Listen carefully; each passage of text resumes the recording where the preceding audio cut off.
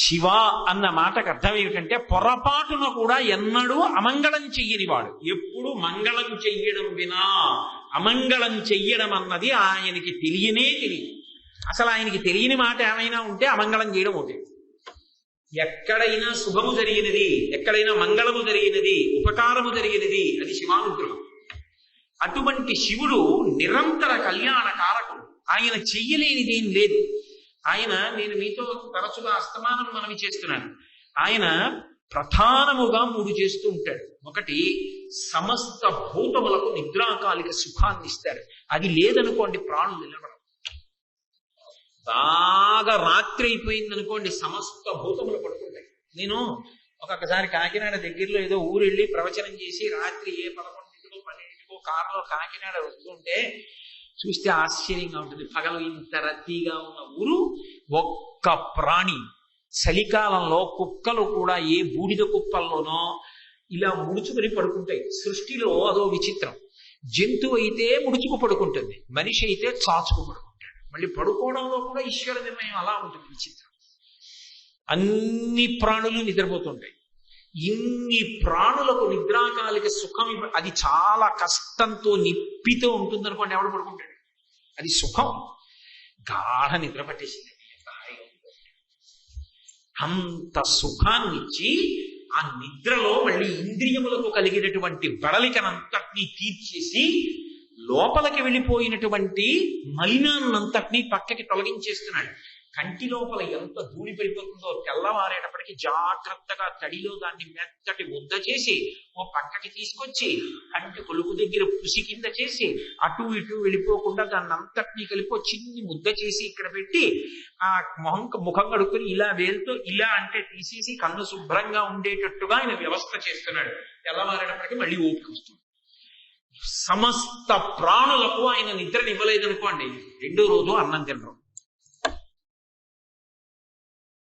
వ్యాపారం చేసేవాడు మొట్టమొదటి ఏం చేస్తాడంటే, తాను దాచుకున్నదో తన దగ్గర ఉన్నదో ఏదో ఒకటి తీసి పెట్టుబడిగా పెట్టి వ్యాపారం మొదలు పెడతాడు. తర్వాత తాను 100 రూపాయలతో మొదలుపెట్టింది 100 కోట్లుగా మార్చుకుంటాడు తన సమర్థత చేత. అలా మొట్టమొదట పెట్టుబడి భగవంతుణ్ణి చేరడానికి ఏది? భగవంతుడు ఇచ్చినది ఏది ఉందో అదే. ఇదే మొదటి పెట్టుబడి. దీన్ని తీసుకొచ్చి కూర్చోబెట్టి కాసేపు మాట్లాడు, దీన్ని తీసుకొచ్చి కాసేపు కూర్చోబెట్టి విను, కాసేపు ఆదిత్య హృదయం చదువు, కాసేపు గుళ్ళో తిరుగు అని దీనితో మొదట మొదలు పెట్టాలి. కాబట్టి ఇది లేదు. ఎలా? అసలు సాధనం లేకుండా ఎలా చేస్తారు? కాబట్టి ఇప్పుడు సృష్టికర్తగా సాధనమునిస్తున్న వాడెవరో ఆయన బ్రహ్మ. ఆయన మహోపకారం చేస్తున్నాడా లేదా? అక్కడే ఓ చమత్కారం కూడా ఉంది. అసలు లోకంలో బ్రహ్మగారికి పూజ ఎందుకు చెయ్యాలంటే ఓ గడుసుతనం చేత చేయదు. ఆయన చేసేది చేసేసాడుగా, ఇచ్చేసాడుగా ఈ శరీరం. ఇక మళ్ళీ తర్వాత శరీరం ఇవ్వడం దేన్ని ఆధారం చేసుకుని? చేసిన కర్మలను ఆధారం చేసుకుని. కాబట్టి ఇచ్చేది ఇచ్చేసాడు కాబట్టి ఇక నిలబెట్టేవాడు, జ్ఞానం ఇచ్చేవాడిని పట్టుకుంటే చాలు. అందుకని బ్రహ్మపూజ అన్నదాన్ని లోకంలో గడుసుతనంతో వదిలిపెట్టారు రకంగా. మళ్ళీ ఇచ్చినప్పుడు నా కర్మల్ని ఫలితాల్ని వాటిని కదా అంచనా వేస్తాడు. కాబట్టి ప్రస్తుతానికి నేను మిగిలిన వాళ్ళని పట్టుకుంటాను.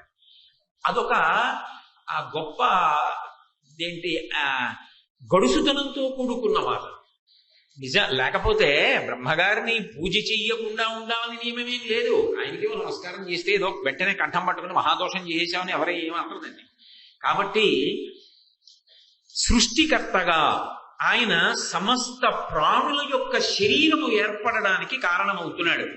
మీరు ఒక్కటి ఆలోచించండి, అసలు శరీరం ఏర్పడడానికి కారణం ఏంటి? శరీరం ఏర్పడడానికి కారణం పరమ రహస్యమేం కాదు, అందరికీ తెలిసి ఉన్నదే. శుక్ల శోణితములు కలిస్తే శరీరం వస్తుంది.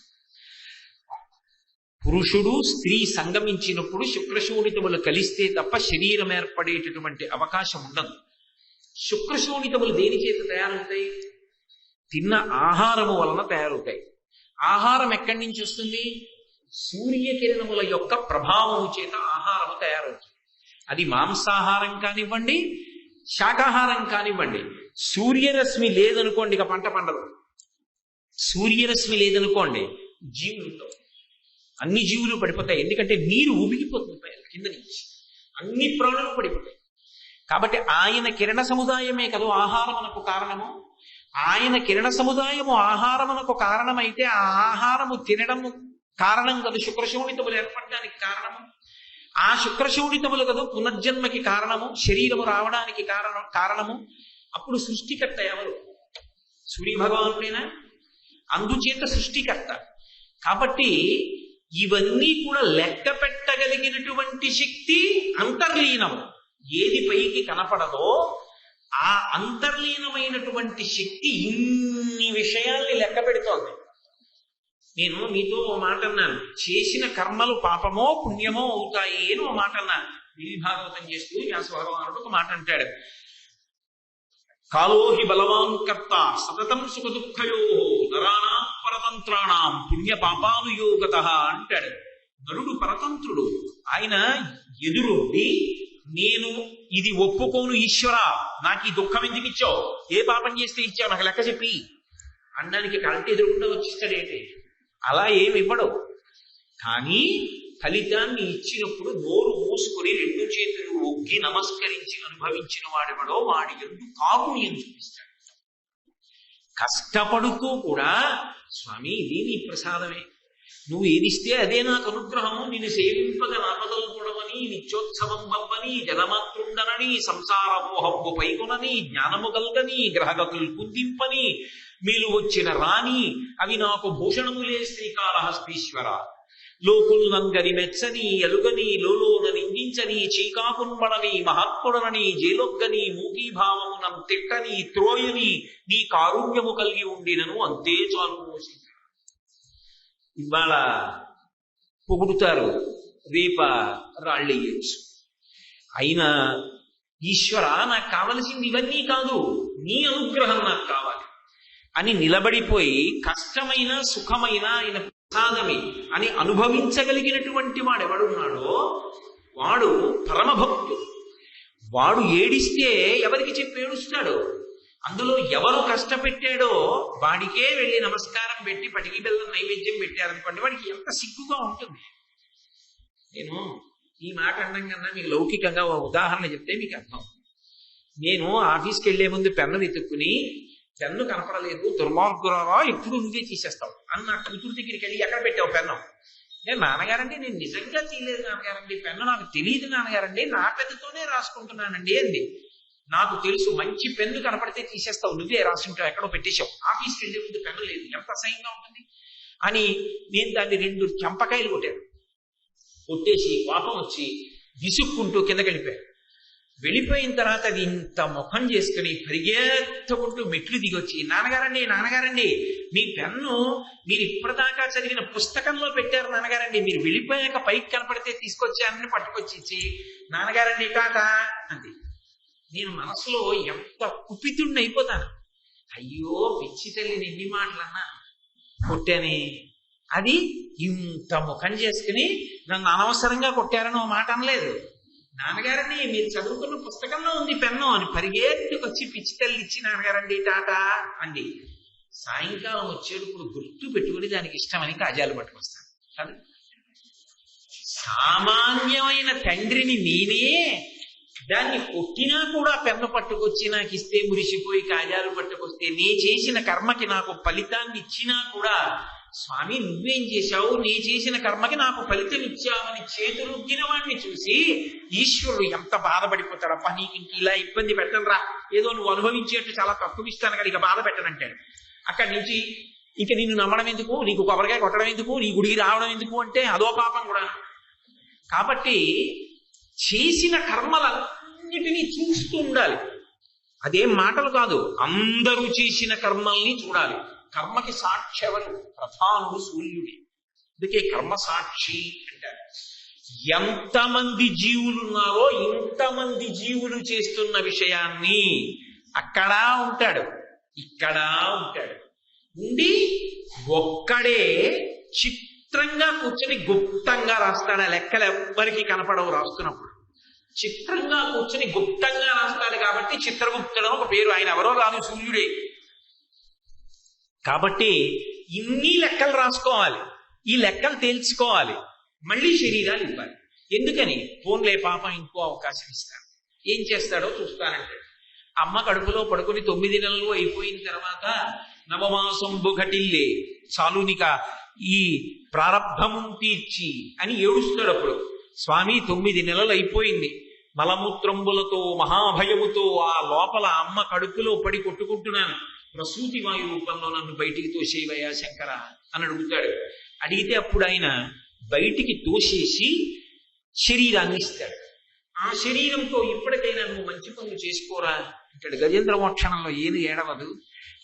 నానానీక పయూధముల్ పెద్ద కాలంబు మహారణ్యంబులో సమ్మానింపం 10,00,000 కోటి కరణీనాథుండనయ్యుండి మద్దానాంభ పరిపుష్ట చందన లతాంత ఛాయలందుండలేక ఈ రాశ ఇదేల వచ్చింది భయం పెట్టు కదే ఈశ్వర అంటూ 10 లక్షల కోట్ల భార్యలు. నిజంగానాని కాదు, గత జన్మలలో ఆ జీవుడి ఎన్ని శరీరాలో ఎంతమంది భార్యలు, ఈ జన్మలో అంటే కోటేశ్వరరావు అనబడే ఈ శరీరంలో ఉన్న జీవుడు ఓ భార్య. కానీ గతంలో ఈ జీవుడు ఎన్ని శరీరాల్లో ఉన్నాడో, ఆ శరీరాలకి ఎంతమంది భార్యలు ఉన్నారో, ఎంతమంది పిల్లలు ఉన్నారో నిజంగా గుర్తుపట్టగలిగితే ఎంత కంగారు వస్తుంది. ఆ పూర్వజన్మ జ్ఞానాన్ని అక్కడితో తీసేశాడు కాబట్టి గొడవ వెళ్ళిపోయింది. ఉన్న ఇద్దరి గురించి అంత వెర్రెక్కిపోతుంటే ఇంకా అంతమంది అన్ని విషయాలు తెలిస్తే ఇంకేమైనా ఉందా లోకంలో? ఎంత దయామయుడైనా ఎప్పటికప్పుడు అన్ని మరిచిపోయేటట్టు చేసి మళ్ళీ మొదలెట్టు అని మళ్ళీ శరీరం ఇస్తున్నాడు. ఈ ఇవ్వడం కారుణ్యమా కాదా? కాబట్టి ఇది సృష్టికర్తగా ఆయన అనుగ్రహం. బాహ్యంలో గుర్తుపట్టడానికి ఆయన కిరణ సముదాయము లేకపోతే అసలు సృష్టికి హేతువులు ఏమున్నాయో అవి ఉద్భవించే అవకాశమే లేదు. అందుకని ఏష బ్రహ్మ, ఆయనే సృష్టికర్త. ఓ రామ, ఆయనకి నమస్కరించు, ఆయన నీకు ఏదైనా ఇవ్వగలడు. సృష్టికర్త ఇవ్వలేనిదే ఉంది. కాబట్టి అదిగో ఆ బ్రహ్మగారికి నమస్కరించు, నీకు వరదానం చెయ్యగలడు. చ ఏష బ్రహ్మాచ విష్ణుశ్చ, ఆయనే విష్ణువు కూడా. ఎందుచేత? విష్ణువు స్థితికారుడు. స్థితికారుడు అన్న మాటకు అర్థం ఏమిటంటే ఎప్పుడూ కూడా ఆయన రక్షణ చేస్తూ ఉంటాడు. మీరు అసలు ఏమీ పిలవలేదనుకోండి, ఏమీ పిలవకపోయినా ఈయన లక్షణం ఏమిటంటే రక్షణ చేయడం. అంటే నా ఉద్దేశం బ్రహ్మగారు రక్షణ చేయరు, శివుడు రక్షణ చేయడు అని కాదు. నేను చెప్తున్నది ఏమిటి? ఆయనే బ్రహ్మ, ఆయనే విష్ణువు, ఆయనే శివుడు అని. కానీ రక్షణ ప్రధాన కర్తవ్యమైన వాడెవరు అంటే విష్ణువు. ఇది కొన్ని చోట్ల అగ్ని పరీక్షల్లో విష్ణు తత్వం ప్రకాశిస్తుంది. గజేంద్ర మోక్షణ ఘట్టంలో ఏనుగు ఒక పెద్ద చమత్కారం చేసింది. అసలు ఏనుగు రక్షించమండం కాదు, ఏనుగు దేవతలుగా పరీక్ష పెట్టింది. అది ఓ శివ రండి అంటే గొడవ వదిలిపోను, ఓ గజానన రండి గొడవ వదిలిపోను, ఓ సుబ్రహ్మణ్యుడారా గొడవ వదిలిపోను. అది అసలు పేరు చెప్పలేదు. పోనీ పేరు చెప్పకపోతే వదిలేయండి. తెల్లగా ఉంటావు, నాగుపాములు వేసుకుంటావు, చంద్రవంక శిరస్సు మీద ఉంటుంది అంటే ఒక ఆయన వస్తాడు.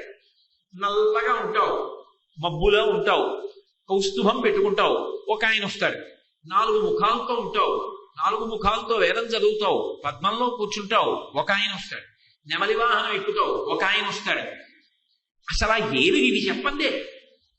ఇవేమీ చెప్పకుండా అది చిత్రంగా ఈశ్వర గుణములను మాత్రమే చెప్పింది. తస్మై నమ పరేశాయ బ్రహ్మణే అనంత శక్తయే రూపయో రూపాయ నమ ఆశ్చర్య కర్మణే నమ శాంతాయ ఘోరాయ బుధాయ గుణధర్మిణే నిర్విశేషాయ సామ్యాయ నమో జ్ఞానఘనాయ చ క్షేత్రజ్ఞాయ నమస్తుభ్యం మహావ్యక్ష సాక్షిణే పురుషాయాత్మమూలాయ మూల ప్రకృతయే నమః సోహం విశ్వసృజం విశ్వమవిశ్వం విశ్వవేదసం విశ్వాత్మానం పరబ్రహ్మ ప్రణతోస్మి పరమం పదం యోగరంధిత కర్మాణో హృదియోగ విభావతే యోగినోయం ప్రపశ్యంతి యోగీశం తం నతోస్పృహం నమో నమస్తే కిల కారణాయ నిష్కారణాయ అద్భుత కారణాయ సర్వాగమన్నాయ మహర్ణమాయ నమోపవర్గాయ పరాయణాయ. ఎవరెళ్ళాలి? దేవతలందరూ లేచి నిలబడ్డారు. అది ఎవని చేజనించు జగమెవ్వని లోపల నుండు లీనమై ఎవ్వని ఎందుడిందు పరమేశ్వరుడెవ్వడు మూల కారణం వెవ్వడనాది మధ్యలుడెవ్వడు సర్వము తానయైన వాడెవ్వడు వాని ఆత్మభూ ఈశ్వరుడే శరణంబు వేడెదన్నంటోంది. అదొక పేరు చెప్పట్లేదు, రూపం చెప్పట్లేదు. ఎవరు రావాలి? అందరూ లేచి నిలబడి నన్ను కాదంటే నన్ను కాదని కూర్చుంది. పేరు చెప్పకపోయినా ఏమీ చెప్పకపోయినా రక్షించవలసిన కర్తవ్యం ఉన్నవాడెవరు అంటే శ్రీ మహావిష్ణువు. అందుకే ఆయన బయలుదేరి రక్షణ కర్తవ్యం ఉన్నవాడెవరు అంటే స్వామి. ఆయన రక్షణ కర్తవ్యముగా ఉన్నవాడు కాబట్టే ప్రతిజ్ఞ చేస్తాడు. పరిత్రాణాయ సాధూనాం వినాశాయ చ దుష్కృతాం ధర్మ సంస్థాపనార్థాయ సంభవామి యుగే యుగే. పరమ భాగవతోత్తములైనటువంటి వారిని రక్షించడం కోసం, ధర్మ వ్యతిరిక్తంగా ప్రవర్తించేటటువంటి వారిని తుదముట్టించడం కోసం, ధర్మ సంస్థాపన చెయ్యడం కోసం నేను ప్రతి యుగంలోనూ శరీరాన్ని స్వీకరించి అవతారంగా ఈ భూమండలం మీదకి వస్తున్నాను అంటాడు. కాబట్టి అవతార స్వీకారం చేసి ధర్మ సంరక్షణ చెయ్యవలసినటువంటి కర్తవ్యాన్ని భుజాల మీదకెత్తుకున్నటువంటి వాడెవరో ఆయన విష్ణు. ఆయన సర్వకాలముల యందు లోక సంరక్షణం చేస్తూ ఉంటాడు. ఆయన లోక సంరక్షణం చేస్తాడు కాబట్టే సూర్య భగవానుడు లోక సంరక్షణమే చేస్తున్నాడు. ఆయన లోక సంరక్షణం చేస్తున్నాడు అనడానికి తేలిక ఉదాహరణ ఒకటే, అందులోనే ఉంది ఋతుకర్త ప్రభాకర. ఆయన చుట్టూ తిరుగుతూ తన చుట్టూ తాను తిరుగుతుంటుంది భూమి. అలా తిరుగుతుంది కాబట్టి ఋతువులు వస్తున్నాయి. ఋతువులు వస్తున్నాయి కాబట్టి వాతావరణంలో ఒక మార్పు వస్తోంది. అనేకమైనటువంటి చెట్లు అనేకమైన ఋతువులలో ఫలిస్తున్నాయి. అనేక రకములైనటువంటి వాతావరణములు ఏర్పడుతున్నాయి. సృష్టి జరుగుతోంది, నిలబడుతోంది, ప్రళయం అవుతోంది. ఏదో ఒక ప్రత్యేక కాలంలో భూమి సూర్యుడి చుట్టూ తిరుగుతున్నప్పుడు వర్ష ఋతువు వస్తుంది. వర్ష ఋతువు వచ్చిందనుకోండి, సృష్టి ఏర్పడుతుంది భూమి మీద. అప్పటి వరకు సీతాఫలం గింజేదో, సపోటా గింజేదో, మామిడి టెంకేదో ఎవరికీ తెలియదు, మట్టిలో పడిపోయి ఉంటుంది. మొట్టమొదట వర్షం పడింది. వర్షం పడగానే ఆ వాన చినుకు వెళ్ళి మట్టిలో ఉన్నటువంటి ఆ గింజకి తగిలింది. అంకురం రాదు, సూర్యకిరణం పడాలి. సూర్యకిరణం పడింది. పడగానే అందులోంచి అంకురం వస్తుంది. ఇప్పుడు అసలు ఆ వాన ఇచ్చిన వాడెవరు? ఆ వాన లేదనుకోండి, నీరు లేదు. నీరు లేదనుకోండి, లోకం లేదు. అందుకే ఆ నీటిగా ఉండి లోకాలన్నింటినీ కాపాడాలి. కాపాడి సృష్టి జరగాలి. సృష్టి జరిగి గింజలలోంచి మొక్కలు పుట్టాలి. మొక్కలు చెట్లు అవ్వాలి. చెట్ల వలన మనకి ఫలసాయము లభించాలి. ఇప్పుడు ఆ ఋతు రూపంలో ఉండి సృష్టి చేస్తున్నవాడు వర్షాకాలంలో ఎవరు? ఆయనే. మనకంటే అనారోగ్యంగా ఉంటే ఏదో వైద్యం చేయించుకుంటాం. దానికి కూడా చీడ పీడ పురుగు పట్టేస్తుంది. చెట్లన్నింటికి పట్టేస్తే వాటిని రక్షించాలి. ఆకులన్నీ వదిలేయాలి చెట్లు. ఆ చీడ పీడ పట్టిన ఆకులన్నీ పోవాలంటే ఎవడో ఒకడు వెళ్ళి అన్ని చెట్ల యొక్క ఆకులను తులుచుడు అని చెప్పక్కర్లేదు. శిశిర ఋతువు వచ్చింది, చెట్లన్నీ ఆకులు రాల్చేస్తాయి. మళ్ళీ నవనవలాడుతూ ఆకులన్నీ కొత్తవి రావాలి. వసంత ఋతువు వచ్చింది. చైత్ర శ్రీమాన్ అయం మాసః పుణ్యః పుష్పితకానన యవ్వరాజ్యాయ రామస్య సర్వం మే ఉపకల్ప్యతాం. మళ్ళీ చెట్లన్నీ చిగర్చేస్తాయి. ఇలాంటి చోట్ల కాదు. మీరు ఇటువంటప్పుడు ఏ శృంగేరియో వెడుతుంటేనో, హోర్నాండు క్షేత్రం వెడుతుంటేనో చూడాలి. అసలు వసంత ఋతువు యొక్క వైభవం ఏమిటో అప్పుడు కనపడుతుంది. అరణ్యములన్నీ కూడా చిగర్చేసి ఒక కొత్త ఆకుపచ్చ కాంతితో, పువ్వులతో, మొగ్గలతో ఎంత అందంగా ఉంటాయో. వసంత ఋతువు అంటేనే శోభ. అంత గొప్పగా ఉంటుంది వసంత ఋతువు. ఇంత గొప్పగా మళ్ళీ చెట్లన్నిటికీ ఆకులు తొడిగిన వాడెవరు? నేనా?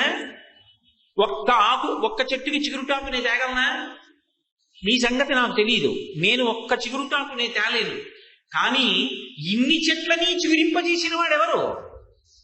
ఆయు ప్రమాణాన్ని నిర్ణయించి ఊపిరులు లెక్క పెడుతున్న వాడెవరు? వాడు స్థితికర్త.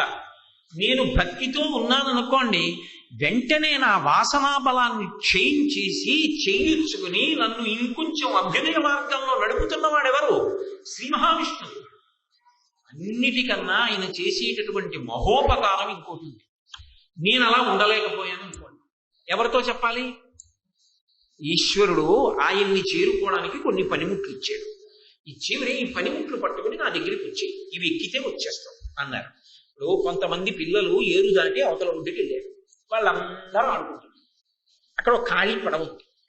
ఎవరో ఒక బెస్తవాడు పరుగుని వచ్చాడు. ఒరే నాయన, పైనుంచి వరద వచ్చేస్తోంది, ఇంకొక 5 నిమిషాల్లో మీరు ఏరు దాటి అవతల ఒడ్డుకి వెళ్ళిపోవాలి. 5 నిమిషాలలో దాటకపోతే మీరు కొట్టుకుపోతారు. ఇంకా ఆ వరద కాగలేదు. అప్పుడే సన్నటి ప్రవాహం ఉంది. ఈ ప్రవాహం మీరు దాటచ్చు. ఎంతోసేపు పట్టదు. ఏవల ఒడ్డు నుంచి అవల ఒడ్డుకి వెళ్ళవద్దు, కాలు పెట్టకండి, వెంటనే ఈ పడవ ఎక్కి వెళ్ళిపోండి అన్నాడు. ఇప్పుడు వాళ్ళకి సాధనం ఏంటి? వాళ్ళ పడవ మీద ఆ ప్రవాహంలో పడవ వెళ్ళిపోతుంది. అది ఉద్ధృతి పొందే లోపల వాళ్ళ ఆవల ఒడ్డుకు వెళ్ళిపోవాలి.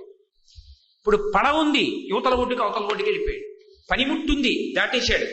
ఈశ్వరుడు కొన్ని పనిముట్లు ఇచ్చాడు. ఈ శరీరం ఇచ్చాడు, శాస్త్రం ఇచ్చాడు, గురువు ఇచ్చాడు. గురే, నువ్వు గురువు గారి పాదాలు పట్టుకో, శాస్త్రాన్ని పట్టుకో, ఈ శరీరంతో అనుష్ఠానం చేయి, నువ్వు నా దగ్గరికి వచ్చేస్తావు అన్నాడు. నేనేం చేస్తున్నాను? శాస్త్రం నాకెందుకంటే, గురువు గారు నాకెందుకంటే అని రెండూ వదిలేసి శరీరంతో భోగాలు అనుభవిస్తున్నాను, హాయిగా ఇంద్రియాలతో సుఖాలు అనుభవిస్తున్నాను. నేను మార్గం తప్పిపోయాను. ఇప్పుడు దానివల్ల ఇంకా కొన్ని కోట్ల జన్మలు ఎత్తాలి. ఇప్పుడు ఎవడు నాకు ఏ ఉపకరణాలు ఇచ్చి దాని వలన తన దగ్గరికి రమ్మన్నాడో ఆ ఉపకరణ వలను ఆయన దగ్గరికి చేరడానికి సాధనములుగా కాకుండా నేను పాడైపోవడానికి ఉపకరణాలుగా వాడుకుంటున్నాను. కానీ లోపల బెరుకుంది. ఒరే, ఎంతకాలం ఉంటారు ఇందులోంచి బయటకు వచ్చేస్తే ఏమో నిత్యమా జీవితము నీటిపై బుగ్గ, నీటి మీద బుడగ ఎప్పుడు పగిలిపోతుంది ఎవడై తెలుసు. అప్పుడు మళ్ళీ ఈ జన్మ వస్తుందని ఏమి నమ్మకం? ఇందులో ఉన్నాను కాబట్టి అన్నిటికన్నా ముందు కంఠం ఉంది. కంఠం ఉంది కాబట్టి మాట మాట్లాడగలను, మాట ఉంది కాబట్టి భగవన్నామని చెప్పగలను. 84 లక్షల జీవరాశులలో ఇంకొక శరీరంలోకి వెళ్ళిపోయానా ఇక రామనామం చెప్పలేను, ఇక శివనామం చెప్పలేను. ఇందులో ఉన్నాను కాబట్టి భగవన్నామం చెప్పగలను. భగవన్నామం ఒక్కటి చాలు తరించుకోవడానికి. హరునకు విభీషణన కద్విజకుం తిరుమంత్రనాథమై కరిగిన హల్యకుం ద్రుపదకంజకు నర్తి హరించు చుట్టమై బరగిన ఎట్టి నీ పతిత పావన నామము నాదు జిహ్వపై నిరంతరము నటింపచేయుమి కదా శరధి కరుణాపయోనిధి అంటారు గోపరాజు గారు. నేను నామం చెప్పగలిగితే ఇంకే ఇప్పటికెంత నామం చెప్పాలి? కానీ అక్కర్లేని మాటలు మాట్లాడమనండి. పైసా పెట్టుబడి లేదుగా, ఎదుటివాడిని కూర్చోబెట్టుకుని ఎన్ని అక్కర్లేని మాటలు. భగవంతుడి గురించి మాట్లాడమనండి, నాకేమొచ్చండి అంటే. రామనామం చెప్పరా అంటే నాబోటి గారు చెప్తాడా? చెప్పడు. కానీ నేను చెప్పట్లేదు అనుకోండి, నేను ఇంద్రియాల్ని సరిగా వాడుకోవట్లేదు అనుకోండి, ఆ భగవన్నామ వైభవం తెలిసది గొప్పదని. కవి పుష్పంబగు వద్వి మంచగు ఆకూపారం భూమిస్థలంబగు శత్రుండతిమిత్రుడు విషము దివ్యాహారము నిన్నగా అవనీమండలి లోపలం శివ శివేచ్ఛాభాషణోల్లాసకిన్ శివ నీ నామము సర్వవస్యకరము శ్రీకాళహస్తీశ్వర. కానీ పలుకుతున్నది లేదే. ఇప్పుడు నేను ఎవరికి చెప్పాలి? నేను వచ్చి మీతో చెప్పాను అనుకోండి, మరి మీకు తెలుసు కదండి, ఈ శరీరం గొప్పదని తెలుసు, ఇంద్రియాలు గొప్పదని తెలుసు, మనసు గొప్పదని తెలుసు, మానవ జన్మ గొప్పదని తెలుసు, భగవన్నామని చెప్పాలని తెలుసు, కంఠం ఉందని తెలుసు, శాస్త్రం ఉందని తెలుసు, గురువు ఉన్నారని తెలుసు, అన్నీ తెలిసి నేనేమీ పట్టుకోలేకపోతున్నానంటే నేను మాత్రం ఏం చేయనండి అంటారు. ఇంకా కొంచెం తెలియగలవాడైతే అంటాడు, నేను అదే స్థితిలో ఉన్నాను, మీకు ఏమైనా తెలిస్తే నాకు కొనుక్కొచ్చి చెప్పండి అంటాడు కదా. అప్పుడు ఎవరికి చెప్పాలి? ఎవడిచ్చాడో వాడికే చెప్పాలి. అయ్యా, నువ్వు ఇవన్నీ ఉదారంగా ఇచ్చావు నాకు, కానీ ఇవి ఎందుకు పనికొస్తున్నాయి? నేను పాడవడానికి పనికొస్తున్నాయి. కారణం నీ తప్పు కాదు, నా తప్పు. నియంత్రించుకోలేకపోతున్నాను బుద్ధినిచ్చినా కూడా. కాబట్టి నువ్వు జోక్యం చేసుకుని నువ్వు నన్ను తిప్పు అని ఆయనకి వశపడిపోయి నా లోపాన్ని ఆయనతో చెప్పుకుంటే శరణాగతి అంటాడు. అప్పుడు ఇక నా ప్రయత్నం ఉండదు. నేను త్రికరణ శుద్ధిగా సర్వధర్మాన్ పరిత్యజ్య మామేకం శరణం వ్రజామి మా సర్వపాపేభ్యో మోక్షయిష్యామి మా శుచ. కానీ నేను నోటితో చెప్పినంత తేలిక కాదు. ఎవరో మహాత్ముని చేశారు, గుంజటి లాంటి వాడు చేశాడు. రోషీరోయదు కామినీ జనుల కారుణ్యోరు సౌఖ్యంబులన్ వాసీబాయద పుత్రమిత్ర ధన సంపద్భ్రాంతి వాంఛాలతల్ కోశీకోయదు నామనప్పకట నీకున్ ప్రీతిగా సక్రియల్ చేసీ చేయదు దీని తుళ్ళనచవే శ్రీకాళహస్తీశ్వర అని చెప్పుకున్నాడు. మనసు ఉద్ధతితో ఉంది, నా మాట వింటలేదు. ఈశ్వర, మీరు జోక్యం చేసుకుని నన్ను మీ వైపు తిప్పండి, దీనివల్ల నేను పాడైపోతున్నాను అన్న విషయాన్ని అరమరిక లేకుండా ఈశ్వరుడి దగ్గర చెప్పి మీరు జోక్యం చేసుకుని నన్ను కాపాడండి అని అడగడాన్ని శరణాగతి అని పిలుస్తారు. ఇప్పుడు అలా శరణాగతి చేశారనుకోండి, నిజంగా త్రికరణ శుద్ధిగా అలా అడిగితే వెంటనే స్వామి జోక్యం చేసుకుంటాడు. ఇక సాధనా మార్గంలో నయితి నయితి నయితి నయితి నయితి అంటూ వెడితే ఎక్కడికి వెడతాడో శరణాగతి చేత అక్కడికే వెడతాడు. శరణాగతి పెద్ద దూకు. కానీ అసలు నీకు ఇచ్చింది ఏమిటి, నువ్వు చేస్తున్నది ఏమిటి, నీ దోషం ఏమిటి, ఎవరికి చెప్పాలి, అవగాహన ఉండి త్రికరణ శుద్ధిగా చెప్పాలి. చెప్పి చెప్పకూడదు. కలడు గలెండనడు వాడు కలడో లేడు అన్నట్టుగా ఇదేదో బాగానే ఉంది, హాయిగా ఏదో ఇంద్రియాలతో సుఖాలను అనుభవిస్తున్నాం, ఇప్పుడు ఆయన్ని జోక్యం చేసుకోమంటే చటుక్కున భక్తిని ఇచ్చేస్తే వీటన్నిటి మీద వైరాగ్యం వచ్చేస్తే అయ్యో ఇవన్నీ చూడడానికి కుదరదేమో, ఇవన్నీ అనుభవించడానికి కుదరదేమో అని మనసులో బాధపడుతూ పైకి మాత్రం శరణాగతి శరణాగతి శరణాగతి అంటే ఆయన ఏం జోక్యం చేసుకోవడం ఆయనకి తెలుసు. రామకృష్ణ పరమహంస ఒక ఉపాఖ్యానం చెప్తుండేవారు. లక్ష్మీదేవి పాదాలు ఒత్తుతుంటే ఓ రోజున శేషపాంపు మించి చటుక్కున లేచి పరిగెడుతున్నాడు.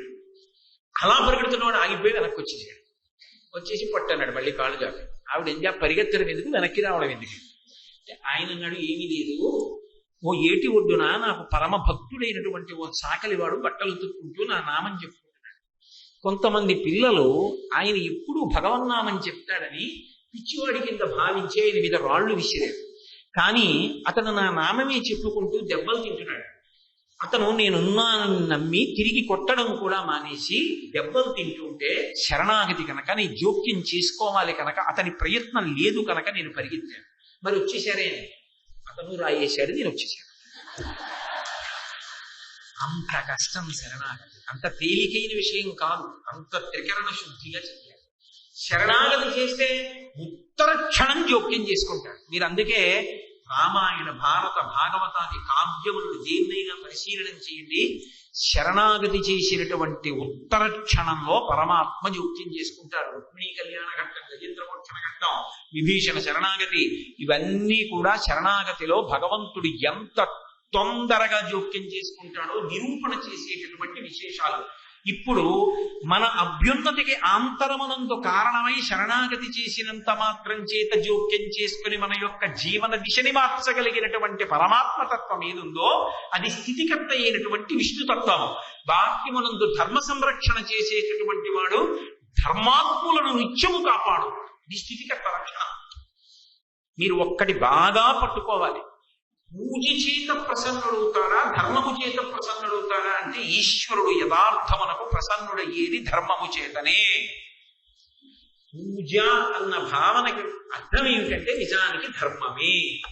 మీరు తేలికగా అర్థం అవడానికి, నేను అర్థం చేసుకోవడానికి ఒక మాట చెప్తాను. నేను తరచుగా ఈ ఉపమానాన్ని వాడుతుంటాను నా ప్రవచనాల్లో. ఒరే నాన్న, ఇలా బ్రతకకూడదురా, తప్పురా. నీకు భగవంతుడు ఏ ఉద్యోగం ఇచ్చాడో ఆ ఉద్యోగాన్ని సక్రమంగా చేసి ధార్మికంగా నీకు ఇచ్చినటువంటి జీతంతో నువ్వు తృప్తిగా బతుకు, తప్ప ఎన్నడూ చెడు మార్గంలో వెళ్ళకు అని నేను నా పెద్ద కొడుక్కి చెప్పాను, రెండో కొడుక్కి చెప్పాను, మూడో కొడుక్కి చెప్పాను. అంటే నా మీద పెట్టుకుంటున్నాను. నిజంగా నాకు 3 కొడుకులు ఉన్నారు, నేను చెప్పాను వాళ్ళు తప్పు చేశారని కాదు. ఒక ఉదాహరణ మీ మీద పెట్టకూడదు కాబట్టి నా మీద పెట్టుకుంటున్నాను. 3కి చెప్పాను. పెద్దవాడు ధర్మం పట్టుకున్నాడు. వాడు ఇలా సంతకం పెడితే 1 కోటి రూపాయలు పుచ్చుకోగలిగిన వాడు ధార్మికంగానే సంతకం పెట్టాడు తప్ప వాడు ఎప్పుడూ రూపాయి కోసం ఆశపడ్డాడు. వాడికి ఈశ్వరుడు ఏదిచ్చాడో దానితో తృప్తిగా బతికాడు. 2వ వాడు అలాగే బతికాడు. 3వ వాడు ఇలా సంతకం పెట్టాలంటే ఇలా చూసి ఇలా చెయ్యి పెట్టి, కింద నుంచి మీకు కనబడుతోందో లేదు, ఇలా చెయ్యి పెట్టి పుచ్చుకుని కోట్లు సంపాదించి సంతకాలు పెడుతూ ఉంటాడు. నాకు షష్ఠి పూర్తి.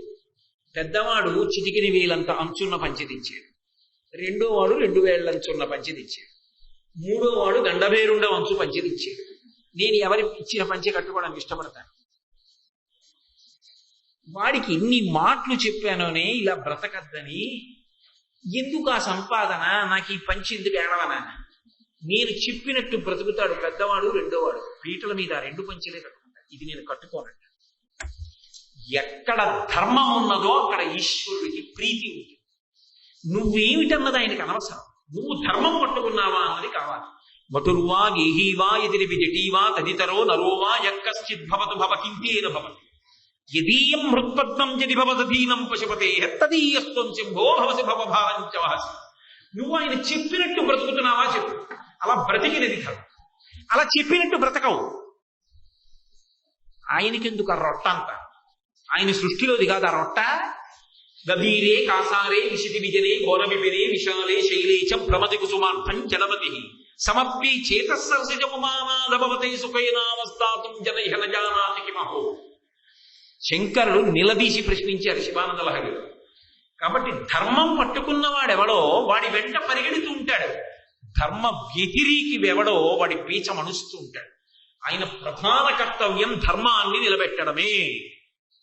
ఆయనకి ధర్మానురక్తి. ఎవడు ధర్మాత్ముడో వాడి అడగక్కర్లేదు, వాడు నా కొరకు రక్షింపవలయువాడు అన్నాడు భాగవతంలో. వాణ్ణి నేను ఎందుకు రక్షిస్తానో తెలుసా? వాణ్ణి రక్షించకపోతే అసలు నేనున్నానని లోకం నమ్మదు. వాడే అలా అయిపోయాడు, ఇంకా వాడెక్కడున్నాడు రా భగవంతుడు అంటుంది. వాణ్ణి నేను రక్షిస్తున్నది వాడి కోసం కాదు, ధర్మాత్ముడిని రక్షించడం నేను ఉన్నానని లోకానికి నమ్మకం కలగడం కోసం అన్నాడు. అంత పెద్ద మాట అన్నాడు. కాబట్టి ధర్మము చాలా గొప్పది. అటువంటి ధర్మాన్ని పట్టుకున్న వాడిని కాపాడాలి. ధర్మమునందు మిగిలిన వారికి అనురక్తి కల్పించాలి. అసలు ధర్మమేదో చెప్పడానికి వేదం ఇవ్వాలి. వేదం వినా నిజానికి ధర్మం ఏది చెప్పడానికి ఎవరికి అధికారం లేదు. మొదటి ప్రమాణము వేదం ఒక్కటే, రెండవది స్మృతి, మూడవది శిష్టాచారము, నాలుగవది అంతరాత్మ ప్రబోధము.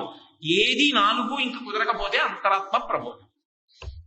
శృతి, స్మృతి, పురాణము, శిష్టాచారము, అంతరాత్మ ప్రబోధము, ఈ 5 ప్రమాణ వాక్యములు.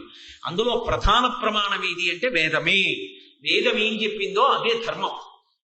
తప్ప ధర్మాన్ని చెప్పడానికి ఎవరికి వ్యక్తులకు అధికారం ఉండదు. వ్యక్తులకు అధికారం ఇచ్చారనుకోండి రాగద్వేషముల చేత నిర్ణయిస్తారు ధర్మాన్ని. అందుకే ధర్మ నిర్ణయం ఎవరికి ఇచ్చారంటే వేదానికి అధికారం. అది భగవత్ప్రోక్తం కాబట్టి. అటువంటి ధర్మం చెప్పడం, ధర్మాన్ని నిలబెట్టడం, ధర్మాన్ని కాపాడడం, ధర్మ వ్యతిరేకుల్ని మట్టు పెట్టడం, ధర్మమునందు అనురక్తి కల్పించడం, అటువంటి ధర్మాన్ని లోకంలో బోధ చెయ్యడానికి కారణజన్ములైనటువంటి వారు జన్మించేటట్టుగా చూడడం, వారికి జీవితంలో ఏమీ లేకుండా కేవలం ధర్మ ప్రబోధం ఒక్కటే వాళ్ళ జీవితాలుగా లోకంలో ఉండడం ఆ స్వామి యొక్క అనుగ్రహ విశేషం. కాబట్టి అలా ఉండి ధర్మాన్ని కాపాడుతున్నవాడెవరు? ఆయనే. ఏష నీకు ఎన్ని సందర్భాల్లో కనపడుతుంది. అందుకే యుద్ధం అంతా అయిపోయిన తర్వాత రథాన్ని తీసుకెళ్లి ఒక నదీ తీరంలో విడిది చేయించాడు. విడిది చేయించి అర్జునుడిని పిలిచి, అర్జున నువ్వు దిగిపోయి వెళ్ళిపోయేటప్పుడు ఏమైనా క్షయబాణలు, నేరాలు, కత్తులు, కటార్లు ఇలాంటివి ఏమైనా లోపల ఉంటే నీ సామాను మళ్ళీ మర్చిపోయాను కృష్ణ అని అనకుండా అన్నీ తీసుకుని వెళ్ళిపో. అన్నీ పట్టుకుని వెళ్ళి అదిగో దూరంగా నించో. ఏమో చెప్పాడు, అన్నీ మూట కట్టుకుని తీసుకుని జాగ్రత్తగా రథం దూరంగా వెళ్ళి నిలబడి చూస్తున్నాడు. ఇంటికి వెళ్ళిపోమన్నాడు. పతాకం అంతా చూశాడు. ఓ స్వామి హనుమ, మీరు కూడా బయలుదేరండి, ఇంకా కార్యం పూర్తయిపోయింది, ఆకాశంలోకి వెళ్ళిపోండి అన్నారు. హనుమ కూడా వెళ్ళిపోయాడు. కృష్ణ భగవానుడు రథంలోంచి ఒక్క దూకు దూకేశాడు. ఆయన దూకేశాడంతే రథం భగ్గున కాలిపోయింది. అర్జునుడు తెల్లబోయి అడిగాడు, కృష్ణ అదేమిటి రథం అలా కాలిపోయింది? ఇప్పుడు కాలిపోవడమే. భీష్మాచార్యుల వారు, ద్రోణాచార్యుల వారు, కృపాచార్యుల వారు, కర్ణుడు ఇంతమంది వేసిన అస్త్రముల యొక్క శక్తికి ఈ రథం ఇప్పుడో తగలబడిపోయింది. లోపల నువ్వు ఉన్నావని ఆ రథం కాలిపోకుండా ఆపాను, కానీ అస్త్రమర్యాద దాన్ని అలా ఇక ఉంచడం కుదరదు.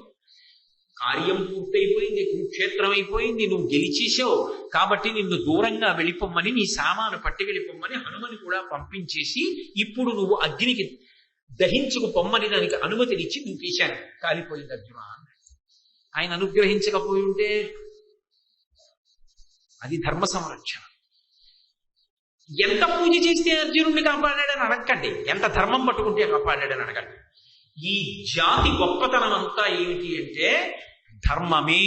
అసలు సమస్త వాంగ్మయం యొక్క ప్రయోజనము, అన్ని ప్రబోధాల యొక్క ప్రయోజనము ధర్మం ఒక్కటే.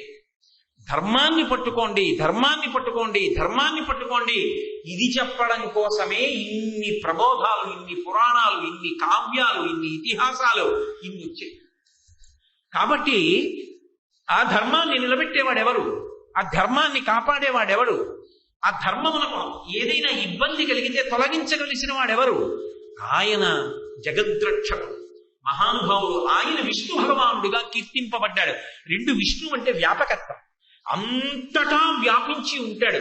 ఇందుగలడందులేడని సందేహము వలదు చెక్కి సర్వోమలతుండెందెందు వెదకి సూచన అందందేగలను దానవక్రని వింటే.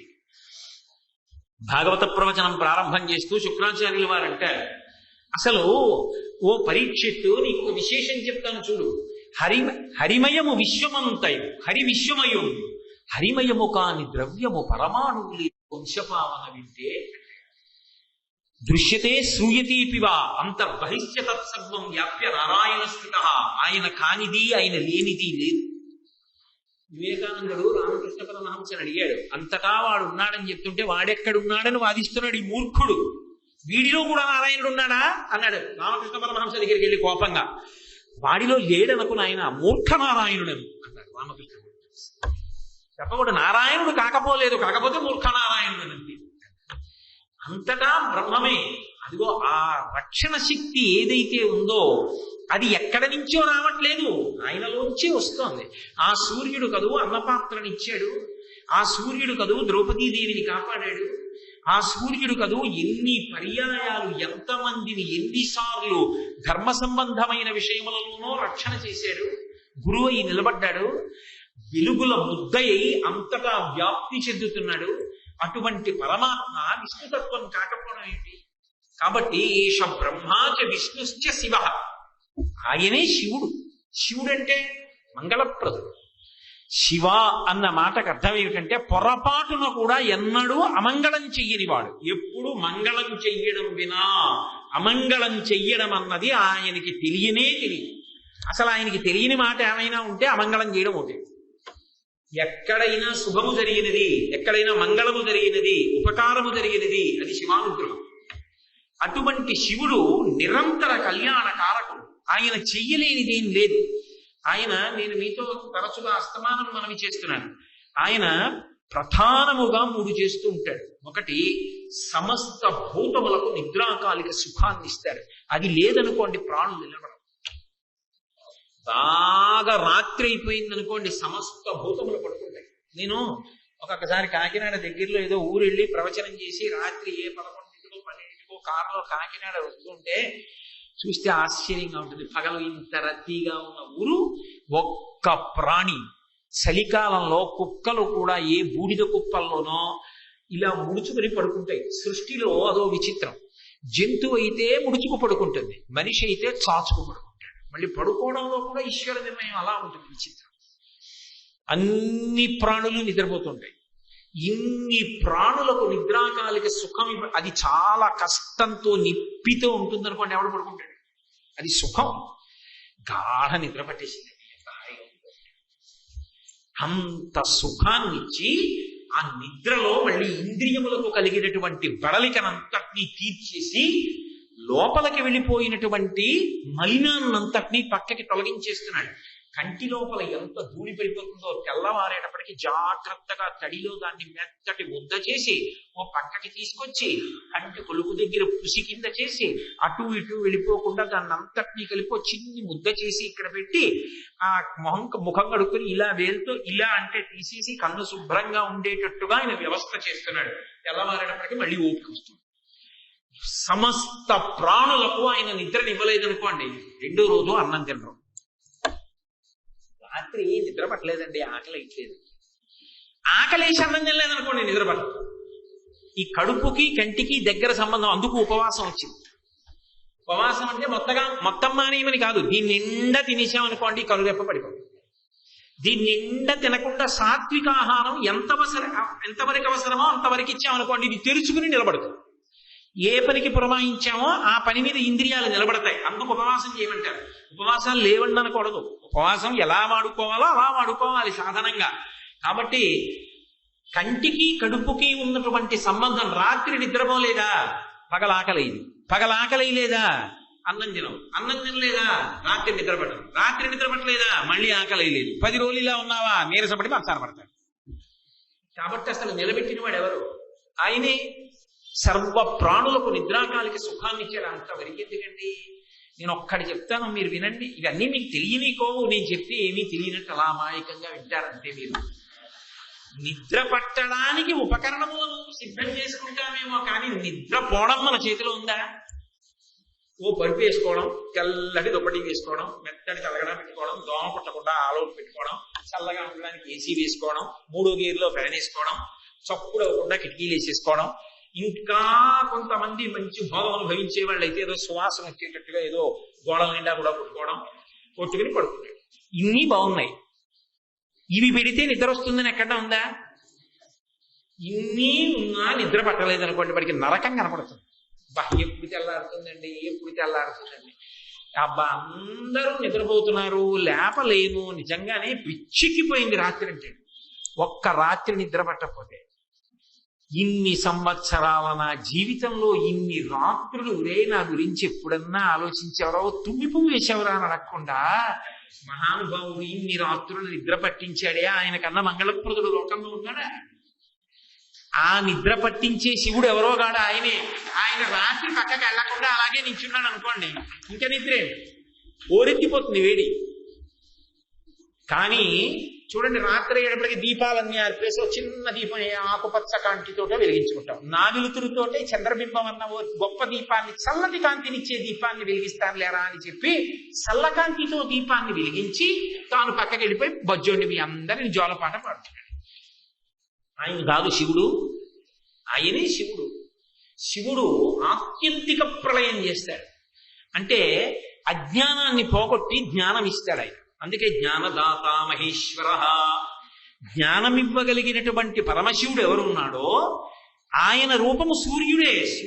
నేను మీకు రోజూ చెప్తున్నాను ఆ మాట. లోపల తిమిరాన్ని కూడా పోగొట్టగలిగిన వాడు, గురుతత్వమై నిలబడగలిగిన వాడు, మనిషిని సాధనా మార్గం వైపుకు మళ్లించగలిగిన వాడు, ఉత్తమగతులు కల్పించగలిగిన వాడు, పునరావృత్తి లేని శాశ్వత శివ సాయుధ్య స్థితిని ఇవ్వగలిగిన వాడు, విడుదలను కల్పించగలిగిన వాడు ఆ సూర్య భగవానుడే. ఎందుకంటే ఆయన త్రిమూర్త్యాత్మక స్వరూపము కనుక. కాబట్టి అటువంటి శివుడు జ్ఞానకారకుడు. అందుకే గురుమండలంలో నిలబడి ఉంటాడు. కాబట్టి సూర్యుడే శివుడు, శివుడే సూర్యుడు. అంతేకాదు శివుడు మహాప్రళయం చేస్తాడు. మహాప్రళయం చేసినప్పుడు ఏం చేస్తాడంటే ఎన్నో అవకాశాలు ఇచ్చాడు, ఎన్నో మాటలు శరీరం ఇస్తాడు పంపిస్తాడు, శరీరం ఇస్తాడు పంపిస్తాడు, శరీరం ఇస్తాడు పంపిస్తాడు. మార్చి అయిపోయింది సెప్టెంబర్, సెప్టెంబర్ అయిపోయింది మార్చి, మార్చి అయిపోయింది సెప్టెంబర్, సెప్టెంబర్ అయిపోయింది మార్చి. ఎన్నిచ్చినా వాడాయి పేసవలేదు. 50 ఏళ్ళు వచ్చాయి.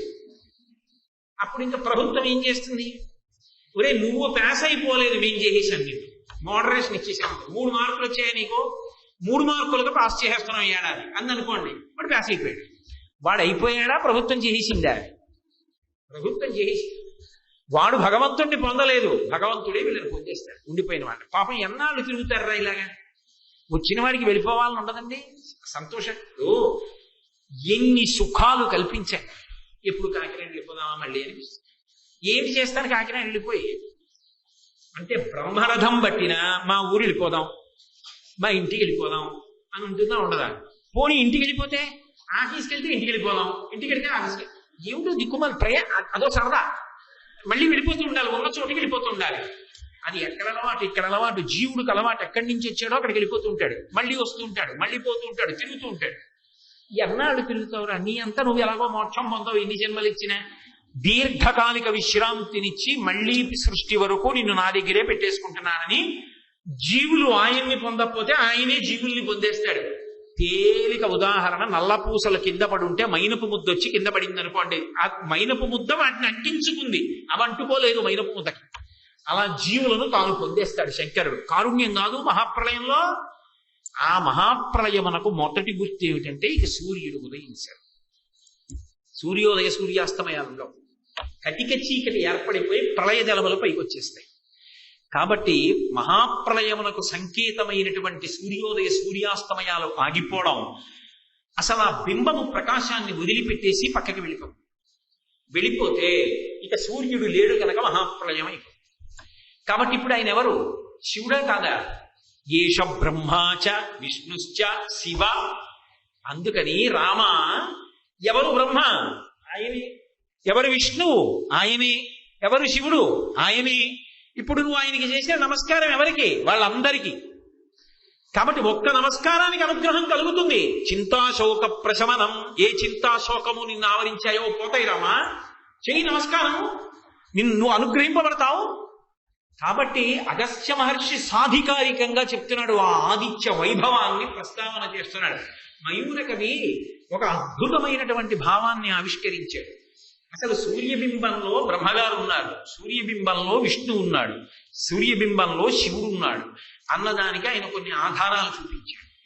చతుర్ముఖ బ్రహ్మగారు సృష్టి యందు మొట్టమొదటి దీన్ని సృష్టిస్తాడు అంటే వర్షాన్ని, నీటిని సృష్టిస్తాడు. నీటిని సృష్టిస్తాడు కాబట్టి ఈ సృష్టి ప్రారంభం అవుతుంది. నీరు లేదనుకోండి అసలు ఏ ప్రాణి కూడా ఉండదు. అందుకే ఆయనకి కూడా ఒక పేరుంది, అపాంపతి అని. నీటికి అంతటికీ కూడా సూర్యుడే అధిదేవత. అందుకే సూర్య భగవానుడే అసలు ఈ సృష్టి ప్రారంభంలో అంత నీటితో నిండిపోయి ఉన్నప్పుడు మొదట సూర్యుడు వస్తాడు. సూర్యుడు వచ్చి నీటిని పీల్చి భూభాగం పైకి తేలేటట్టుగా చేస్తాడు, చేసి సృష్టి ప్రారంభం. అలాగే నీటిని సృష్టించేవాడు కూడా ఆయనే. సముద్రంలో ఉన్న నీటిని లాగి ఆ ఉప్పు తీసేసి మేఘరూపంలో పంపించి చల్లటి నీటిని, తీయటి నీటిని కురిపించి తన దగ్గరున్నవన్నీ ఇచ్చేసిన తర్వాత వీడు లేచి నాకు కృతజ్ఞత చెప్పలేదని, ఏదో నాకు దండేస్తారా సత్కారం చేస్తారా అని ఎదురు చూడకుండా నాకున్నవి ఇచ్చేశానని పరమ సంతోషంతో తిరిగి వెళ్ళిపోయేటటువంటి మేఘరూపంలో ఉండి నీటిని సృష్టించేవాడు ఆయనే. అందుకే అసలు లోకములు బ్రతుకుతున్నాయి అంటే కారణం ఏది అంటే ఆ నీరు.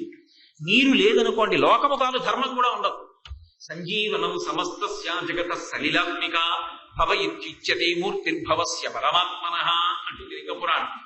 ఆ నీరు ఉంది కాబట్టి ప్రాణులు బతుకుతాయి. వేదం ఒక అద్భుతమైన మాట చెప్తుంది. వెళ్ళిపోతున్న అంటే శరీరము నుండి పైకి ఉద్గమిస్తున్నటువంటి ప్రాణములను మళ్ళీ వెనక్కి తీసుకురాగలిగినటువంటి శక్తి పంచభూతములలో దేనికి ఉంటుంది అంటే ఒక్క నీటికి ఉంటుంది. అందుకే మూర్ఛపోయాడు అనుకోండి దెబ్బ తగిలి, వెంటనే తీసుకొచ్చి కొంచెం మట్టి చల్లండి అందరూ, లేకపోతే కొంచెం అగ్గిపుల్ల వెలిగించి తగిలించండి అందరూ, లేకపోతే కాస్త విసిరికర్ర పెట్టి విసరండి అందరూ. చల్లటి నీళ్లు తీసి చిలకరిస్తారు. ముఖం మీద చిలకరించగానే కళ్ళు తెరిచి తెలివి వస్తుంది.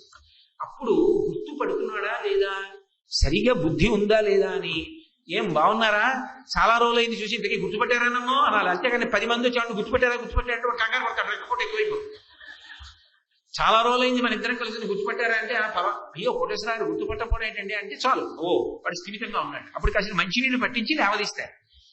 మంచినీళ్లు వెళ్ళిపోతున్న ప్రాణాలని వెనక్కి తీసుకొస్తాయి. దాని యందు భగవత్ శక్తి ఉంది. నీరు సమస్త లోకముల పుట్టుకకు నిలబడడానికి ఆధారం. నీరు లేకపోతే ధర్మం లేదు.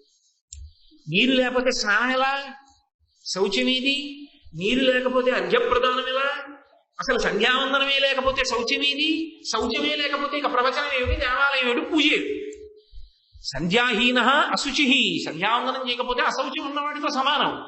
అయినప్పుడు సంధ్యావందనంలో అర్ఘ్యప్రదానం చేయడానికి నీళ్లు అవసరమా? ధర్మం నిలబడాలన్నా నీరుండాలి, శరీరాలు నిలబడాలన్నా నీరుండాలి, దేనికైనా నీరుండాలి. అటువంటి నీటిని మొదట సృజించిన వాడు బ్రహ్మగారు. ఆ నీటిని సృజించి మనకు అందించేటటువంటి వాడు ప్రతి ఋతువులో సూర్య భగవాన్. ఆయన బ్రహ్మేనా కాదు, ఆయన సృష్టి ఈయన సృష్టి ఒకలాగే ఉంటుంది. అంతేకాదు చమత్కారం. మీరు చూడండి, అథర్వణ వేదంలో ఒక గొప్ప విశేషాన్ని చెప్తారు. ఖణ్వక, ఖైమక, తదురి అని 3 జాతుల కప్పలు, వాటిని బోధురు కప్పలు అంటారు. నేను చెప్పట్లేదు అంటే అథర్వణ వేదం చెప్పింది. ఖణ్వక, ఖైమక, తదురి అని 3 జాతులు. అవి భగవంతుని యందు విశేషమైనటువంటి భక్తి కలిగినవి.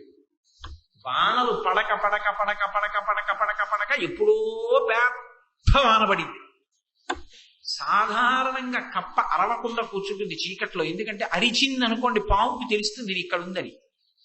తన ప్రాణం పోతుందేమోనన్న అనుమానం ఉన్నా ఈ 3 జాతుల బోధురు కప్పలు ఏం చేస్తాయంటే, ఇన్నాళ్ళు వానలు లేక లేక వాన పడితే అదే పనిగా సూర్యనారాయణమూర్తికి కృతజ్ఞతలు చెప్తాయి. బెక బెక బెక బెక బెక బెక బెక బెక బెక ఆపవు. అదేదో ఏకాహం భజనలా అలా అంటూనే ఉంటాయి. ఈ నీరు లేకే శోషించిపోయాం, ఈ నీటినిచ్చావు, స్వామి నమస్కారం, స్వామి నమస్కారం, రామా నమస్తే, రామా నమస్తే, కోదండ రామా నమస్తే అని కీర్తించినట్టు బెక బెక బెక బెక బెక బెక అని కీర్తిస్తాయి. అవి అపాంపతి అయినటువంటి సూర్యుడికి అంత కృతజ్ఞత చెప్తాయి. అందుకే లోకంలో ధర్మం పోయిందనుకోండి, ఆయనకి చీకాకు కలిగి వర్షం కల్పించాడు. అప్పుడు వర్షం కల్పించలేదనుకోండి, ఆయన దగ్గరికి వెళ్ళడానికి నోరు మూయి, చేసింది చాలా మళ్ళీ వచ్చాం అంటాడు. అప్పుడు ఏం చేయాలి, ఏదో తప్పు చేసాం. ఆయన దగ్గరికి వెళితే ఇలా అంటాడు. అప్పుడు ఏం చేయాలి, ఆయనకి బాగా తెలిసిన వాళ్ళని పట్టుకోవాలి. పట్టుకుని రండి నేను చెప్తానని చెప్పి అలా ఉండండి అని చెప్పి ఆయన వెళ్ళాలి లోపలికి. వెళ్ళి ఏదో మాట్లాడి, మనిషి స్వభావం అది కాదండి, పిచ్చాడు, అక్కర్లేని విషయం జోలికి వెళ్ళాడు, హడిలు చచ్చిపోతున్నాడు, 3 రోజులైంది నిద్రపోయి అనవసరంగా అనారోగ్యం పాలైపోతాడు, చాలా మంచివాడు, మీరంటే ఎంతో గౌరవం ఉన్నవాడు, పాపం తెలియక పొరపాటు చేశాడు, కోపగించకండి. అలాగా, సరే ఇంకెప్పుడు చేయొద్దని చెప్పు. బయటే నిల్చున్నాడు, ఒకసారి మీకు వచ్చి నమస్కారం చేసుకుపోతాట, సరే రమ్మను. అప్పుడు వీళ్ళు లోపలికి వెళ్ళి 2 కాళ్ళు పట్టుగా అయ్యా నన్ను క్షమించండి అని కళ్ళమ్మటి నీళ్ళు ఇట్టుకుంటే, పర్వాలేదు ఏదో కోపడ్డానులే, దాని గురించి అంత భయం పెట్టుకో, నేను చూస్తానులే, ఎప్పట్లాగే హాయిగా నీ పనులు చేసుకో అంటాడా అందా? అప్పుడు ఏం చేయాలి? ఎవరో తెలిసిన వాళ్ళని పట్టుకుని వెళ్ళాలి. మనం ఏం చేస్తామంటే సనాతన ధర్మంలో ఇదే ప్రయోగం చేస్తాం. మనం ధర్మం వదిలేశాం. మనం అంటే నాబోటిగాడు, సూర్యుడికి కోపం వచ్చింది, వర్షాలు కురిపించట్లేదు. అప్పుడు ఏం చేయాలి? ఆయనకి చాలా ప్రీతి ఏంటి, ఒక్క వర్షం కురిపిస్తే 3 రోజులు ఆపకుండా ప్రాణం పోతుందని కూడా చూడకుండా పెకపెకలాడిన కప్పలున్నాయే, అవి తన పట్ల విశేష కృతజ్ఞత కలిగినటువంటి ప్రాణులు. వాటికి సత్కారం చేశామనుకోండి ఆయన సంతోషిస్తాడు. అందుకని కప్పల్ని ఊరేగించడం ఒక అలవాటు, వర్షాలు పడకపోతే. అందుకని కప్పలకి పూజ చేసి ఊరేగిస్తారు. అవి ఏ కప్ప పడితే ఆ కప్ప కాదు, అధర్మమేదని చెప్పింది. కైమక, ఖండక, తదురి, ఈ 3 జాతుల బోధురు కప్పల్ని ఊరేగించమని చెప్పింది. కాబట్టి అపాంపతి, కాబట్టి బ్రహ్మగారి సృష్టిలో మొట్టమొదటిది నీరు, సూర్య భగవానుడి సృష్టిలో మొట్టమొదటిది నీరు. బ్రహ్మగారేనా? బ్రహ్మగారి సృష్టిలో అపారమైనటువంటి గౌరవాన్ని పొందినవి కులపర్వతాలు. కులపర్వతము అని దేన్ని పిలుస్తారంటే, వంశపారంపర్యంగా అభివృద్ధి చెందుతున్నటువంటి పర్వతాలు ఏవి ఉంటాయో వాటిని కులపర్వతాలు అంటారు. మైనాకుడు ఉన్నాడు అనుకోండి, ఆయనకు కొడుకుంటాడు, ఆయన హిమవంతుడికి కొడుకుంటాడు. ఆ కొడుక్కి మరి కూతురు రాలా, పార్వతీదేవి పర్వతరాజపుత్రి కాబట్టి పార్వతీ అయింది. అంటే వాళ్ళకి వంశం ఉందా లేదా? వంశధ్వజపటి అంటారు శంకరాచార్యులు వారి సౌందర్యలహరిలో. వంశం పరంపరాగతంగా పెరిగేటటువంటి పర్వతములు ఏ ఉన్నాయో వాటిని కులపర్వతములని పిలుస్తారు. ఆయన సృష్టిలో ఆశ్చర్యకరంగా కులపర్వతాలను సృష్టించాడు బ్రహ్మగారు. సూర్యుడు పర్వతానికి గౌరవాన్ని తెచ్చాడు, వాటికి ఆ గౌరవాన్ని కులపర్వతాలుగా ఇచ్చాడు బ్రహ్మగారు. సూర్యుడు పర్వతానికి గౌరవం తెచ్చాడు. అందుకే సూర్యుడిని పిలవాలనుకోండి ఎప్పుడైనా, సూర్యగ్రహం హే ఆగచ్చ రండి అని పిలవాలంటే మీరు ప్రదక్షిణీకుర్వాణం అంటారు. నేను పర్వతానికి ప్రదక్షిణం చేసి వస్తారు. దేనికి ప్రదక్షిణం చేశారో అది పరమ గౌరవనీయమైనది అని గుర్తు. ప్రదక్షిణం అంటే చుట్టూ తిరిగినా కుడి చేతి వైపు ఉండాలి. అలా కుడి చేతి వైపు ఉంచుకుని చుట్టూ తిరిగితే ప్రదక్షిణం చేశారంటారు. అలా ప్రదక్షిణం చేశారంటే అది ఎంతో గౌరవనీయమైనది, పరమ పూజనీయమైనది అని గుర్తు. సూర్యుడు మేరు పర్వతానికి ప్రదక్షిణం చేస్తూ వస్తాడు అంటే ఆయన మేరు పర్వతానికి గౌరవం తీసుకొచ్చాడా లేదా? బ్రహ్మగారు సృష్టిలో కులపర్వతాలకి తెచ్చాడు, సూర్యుడు మేరు పర్వతానికి తీసుకొచ్చాడు. బ్రహ్మగారి సృష్టి ఎలా ఉంటుందో సూర్యుడి సృష్టి అలాగే ఉందా లేదా పర్వతాల విషయంలో? అందుకని ఆయన బ్రహ్మలాగే ప్రవర్తిస్తుంటాడు. బ్రహ్మగారు తేజోమూర్తి. ఆయన పద్మంలో ఇలా కూర్చున్నాడు అనుకోండి, ఇటు నుంచి కాంతి, ఇటు నుంచి కాంతి, ఇటు నుంచి కాంతి, వెనక నుండి కాంతి, కాంతి పుంజంలా ఉంటాడు. బ్రహ్మసభ అంటారు, అందులో ఎప్పుడు జ్ఞానులు కూర్చుని ఉంటారు. సూర్యుడు ముందు నుంచి, వెనక నుంచి, పక్కల నుంచి అంత తేజస్సుని కొడుతూ ఉంటాడు.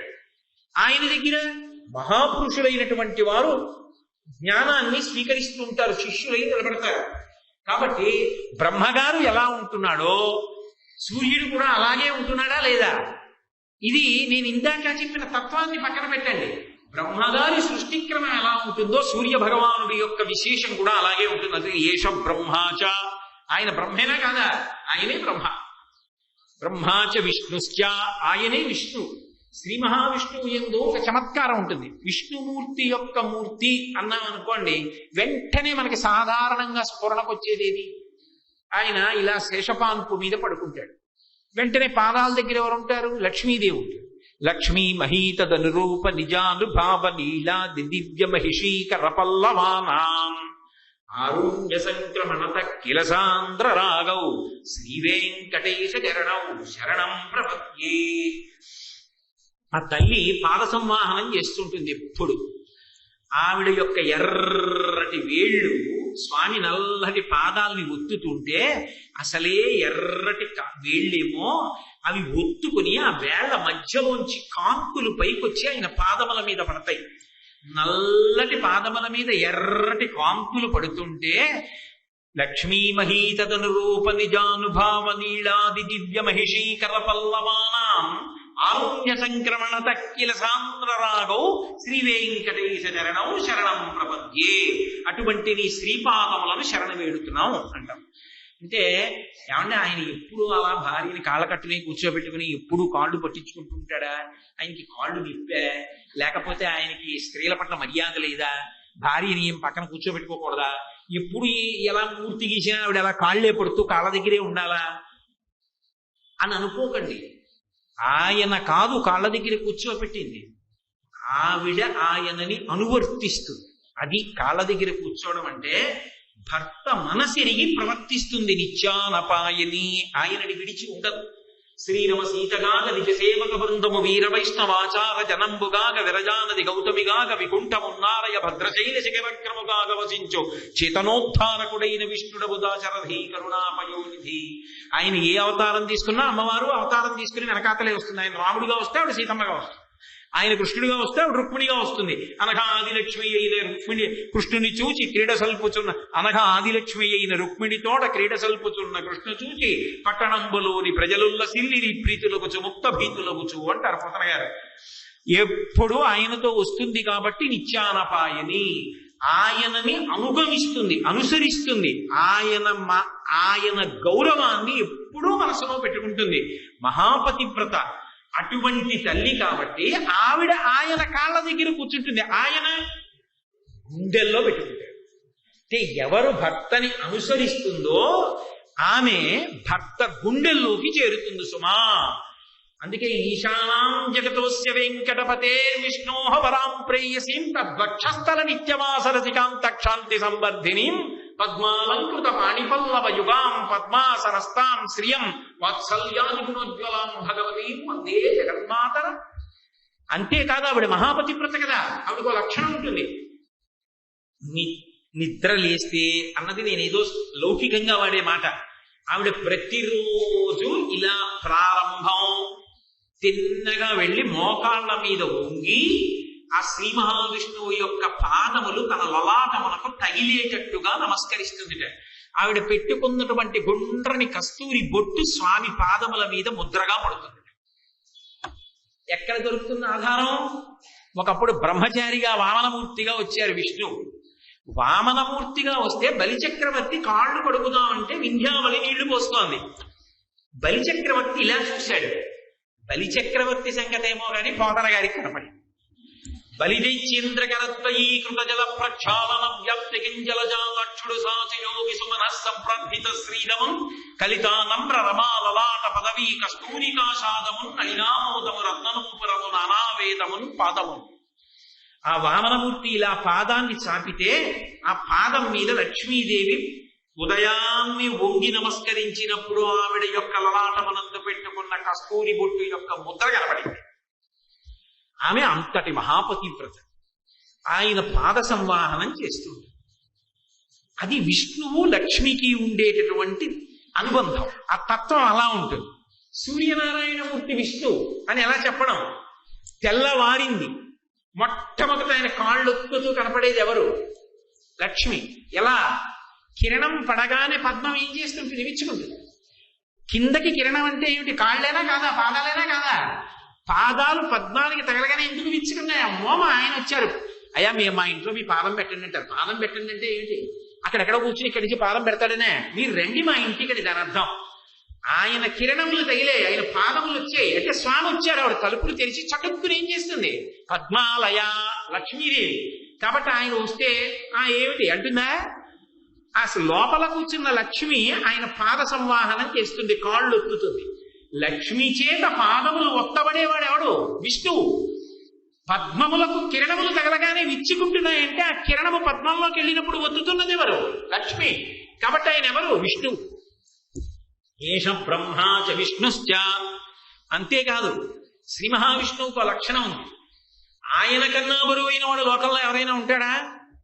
సమస్త బ్రహ్మాండములు ఆయన కడుపులో ఉన్నాయి. కుప్పించి ఎగసిన కుండలంబుల కాంతి గగన భాగం బెల్ల కప్పికొనగా ఉడికిన నొర్వకను దరంబులో ఉన్న జగముల వేగున జగతి కదులా అంటాడు భీష్మాచార్యుల వారు. ఆ రథం నుంచి దూకితే ఆయన కడుపులో ఉన్నటువంటి జగములన్నీ కూడా ఇలా ఊగే.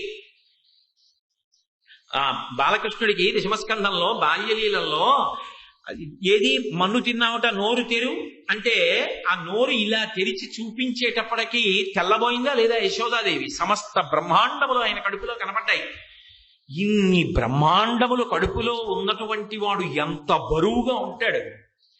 ఇంత బరువుగా ఉన్నటువంటి వాణ్ణి ఎవరైనా ఎత్తుకుని మొయ్యాలనుకోండి, మోసేటప్పుడు బరువునంతటిని ఏది ఉంచుకుంటుంది? తొడలు ఉంచుకుంటాయి. ఇంకా తొడలు లావుగా ఉంటాయి. తొడలకి బలం ఉందనుకోండి, బరువు ఎత్తగలుగుతాడు. గరుత్మంతుని యొక్క తొడలు ఎంత బలం ఉండాలి ఇటువంటి విష్ణువుని వహించి తీసుకెళ్లాలంటే తక్కువ దూరాలా? పైగా అయ్యా ఏదో ఓ నెల్లాళ్ళలో తీసుకెళ్తానండి అంటే కుదురుతుందా? ఎక్కడ ఎవరు ఆర్తితో పిలుస్తారో వెళ్ళిపోవాలంటే ఉత్తర క్షణంలో అంత వేగంగా తీసుకెళ్ళాలి.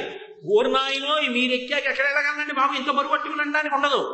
ఆయన చమత్కారం ఏమిటంటే అంత బరువు అయిన వాడు గరుత్మంతుని అధిరోహించినప్పుడు తొడలకి నిప్పి పెట్టకుండా వెళ్ళడానికి భక్తుడిని అనుగ్రహిస్తాడు. గరుత్మంతుని తొడలైన నెప్పెట్టావు, అంత హాయిగా తీసుకెళ్ళిపోతుంటాడు. అంటే తీసుకెళ్ళాడన్న కీర్తి గరుత్మంతుడికి కట్టబెడతాడు. నిజానికి ఆయన అంత బరువు అయిన వాడైన సూర్యుడు అంత గొప్పవాడు, అంత తేజోబింబం, నక్షత్రముల కాంతుల్ని కూడా వెలవెలబోయేటట్టు చెయ్యగలిగినటువంటి వాడు. తారక అంటే కనుగుడ్డు అని కూడా ఒక అర్థం ఉంది. తారక పెద్ద కాంతిని చూసినా వెలవెలబోతుంది, సూర్యుడు లేకపోతే చూడలేదు.